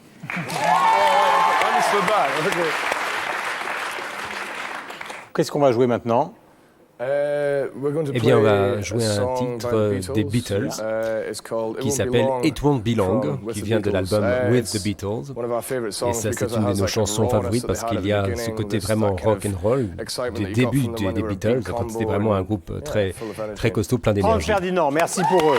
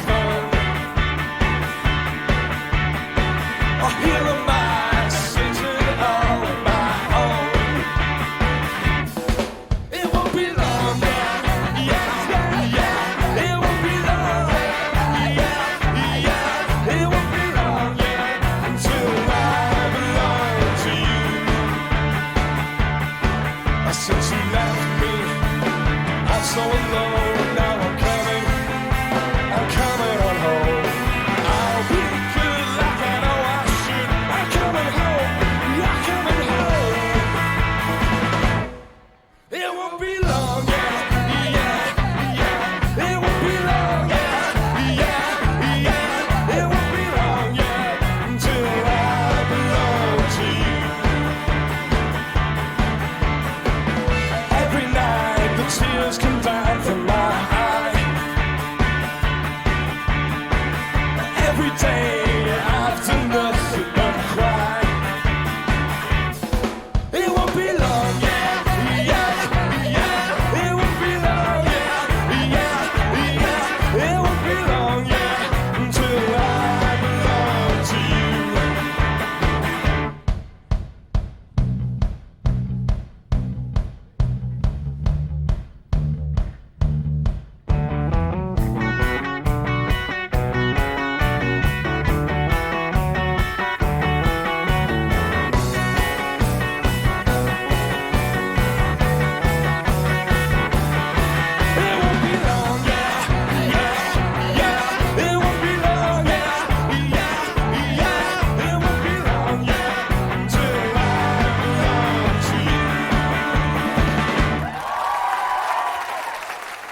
Ferdinand, merci beaucoup.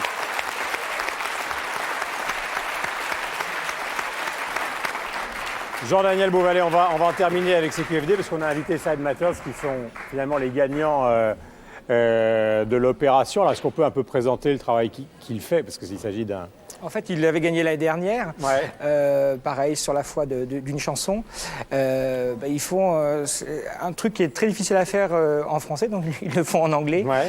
Qui est une pop très très sophistiquée, sous influence psychédélique, avec des choses qui remontent assez loin aux années 60, mais avec quand même un côté très moderne dans les instruments. C'est pas du tout un groupe nostalgique ou passéiste, c'est simplement un très très bon mélodiste. Donc, Sid Matters. Le titre s'appelle Black and White Eyes. Bienvenue.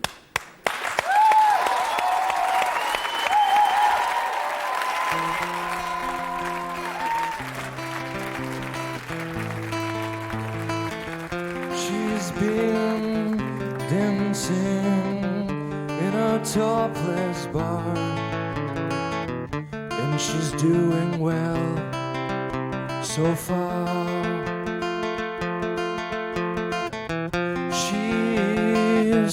Working to earn her own dollar, 'cause the fortune teller didn't talk about stars. She has black and white eyes, mind full of vintage skies. She has black and white eyes, mouth full of cheering lies.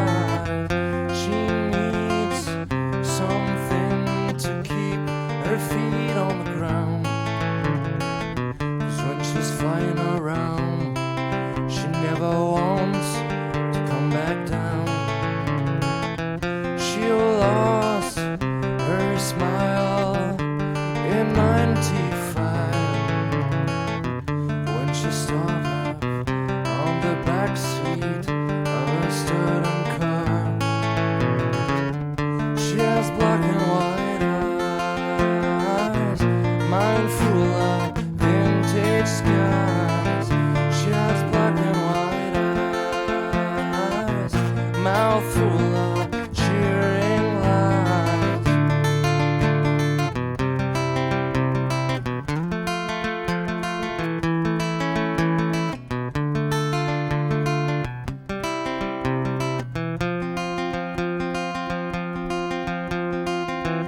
Think I lost her at 24 when she started to lock herself up behind the bathroom door.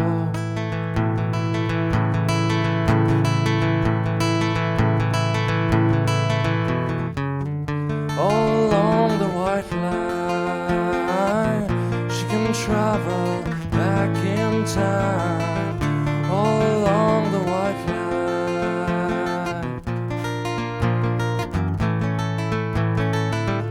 all along the white line, she can travel back in time. All along the white line,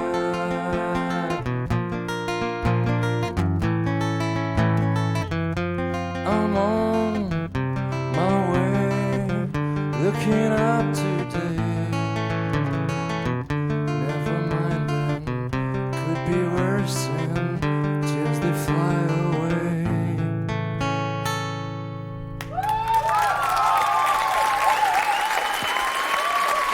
Nadège, des livres.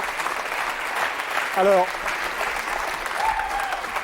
tout à l'heure, on évoquait Marc Ribot, donc, qui a joué avec Jean-Louis sur des sessions de Mustango.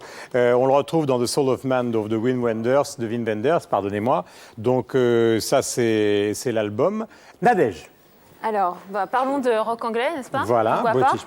Donc, je voulais remontrer ce livre, British Beat, qui retrace vraiment l'encyclopédie de A à Z de toute la culture du British Boom de 60 à 69. Donc, à peu près 271 références. Voilà. De noms cultissimes comme les Beatles, bien sûr, mais aussi tous les plus inconnus. une autre manière de regarder l'histoire du rock anglais avec la cartographie, toutes les scènes rock de Londres, ce qui montre vraiment l'importance du live et de Londres pour la culture rock anglaise. Je voulais dire un petit mot simplement à Jean-Daniel qui me paraît important, puisque lui vit à Brighton. Aujourd'hui, ça se passe où essentiellement la musique? Parce que c'est vrai que ça a été à Londres, ça a été à Liverpool, ça a été à Manchester, une partie de la house est née aussi dans d'autres endroits, le reggae à Brixton. Ça se passe où aujourd'hui? Ça se passe toujours dans les banlieues de Londres, avec des musiques, ce qu'on appelle la musique urbaine, qui se développe sans arrêt, qui crée des sous-mouvements, un genre d'adaptation du hip-hop à l'anglaise, avec des influences reggae, etc. Donc plutôt dans le sud de Londres. Ça se passe beaucoup à Glasgow, autour de Franz Ferdinand. Il y a une vraie scène qui est en train d'éclore là-bas. Ça se passe un petit peu partout et surtout ça se passe sur scène. C'est ça qui est fondamental en Angleterre, c'est que par exemple en 2003, c'était l'année record des entrées de concerts en Angleterre depuis que c'est mesuré, c'est-à-dire depuis 90 ans. On n'est jamais allé autant en concert. Donc à tous ceux qui disent que la musique est mourante, on dit non, les maisons disques sont mourantes, mais les gens continuent à s'intéresser à la musique et vont au concert comme ils n'y sont jamais allés. Pete Frame, Rock Family Trees. Alors ça, c'est l'arbre généalogique de toute l'histoire du rock anglais. C'est assez génial parce que c'est parfait pour tous les obsédés, les névrosés du détail de l'histoire du rock. Les fans de graphisme aussi, il suffit d'un coup d'œil pour tout comprendre. Led Zeppelin en photo. Oui, allez, Jean-Louis. Led Zeppelin en photo, voilà, c'est magnifique. Le photographe a vraiment su retraduire toute l'énergie et l'esthétique rock de Led Zepp sur scène et en backstage. British Pop aussi avec une bio des Yardbirds, c'est la dernière qui a été écrite sur le groupe, donc chronique quotidienne du groupe. C'est signé Alan Clayson, oui. Oui, tout à fait, oui. Voilà. Critique. Et ça, c'est un livre anglais. Dont on ne trouve pas de traduction, donc c'est vraiment pour les fans absolus qui veulent connaître tous les détails sur ce groupe auquel ont participé donc Clapton, Jeff Beck et Jimmy Page. Pour revenir à l'esthétique aussi anglaise, du rock anglais, le très bon livre de Patrick Hudlin. Gonzo, Patrick, que vous avez vu tout à l'heure donc, dans le sujet sur l'esthétique du rock british. Donc un regard acide et très lucide sur tous les codes de style et les règles du jeu du rock contemporain. De Teds, donc un livre culte aussi sur tout ce courant Teds des années 50. C'est le dernier courant des Teds en 79 qui a été photographié. Et puis Mods, l'autre courant vraiment du British beat avec les Who, Small Faces, etc. Donc pareil, des photos, des interviews et toutes les traces du courant Mods. On va retrouver Placebo sur la scène de Trafic avec un titre qui s'appelle Protège-moi. Voici Placebo.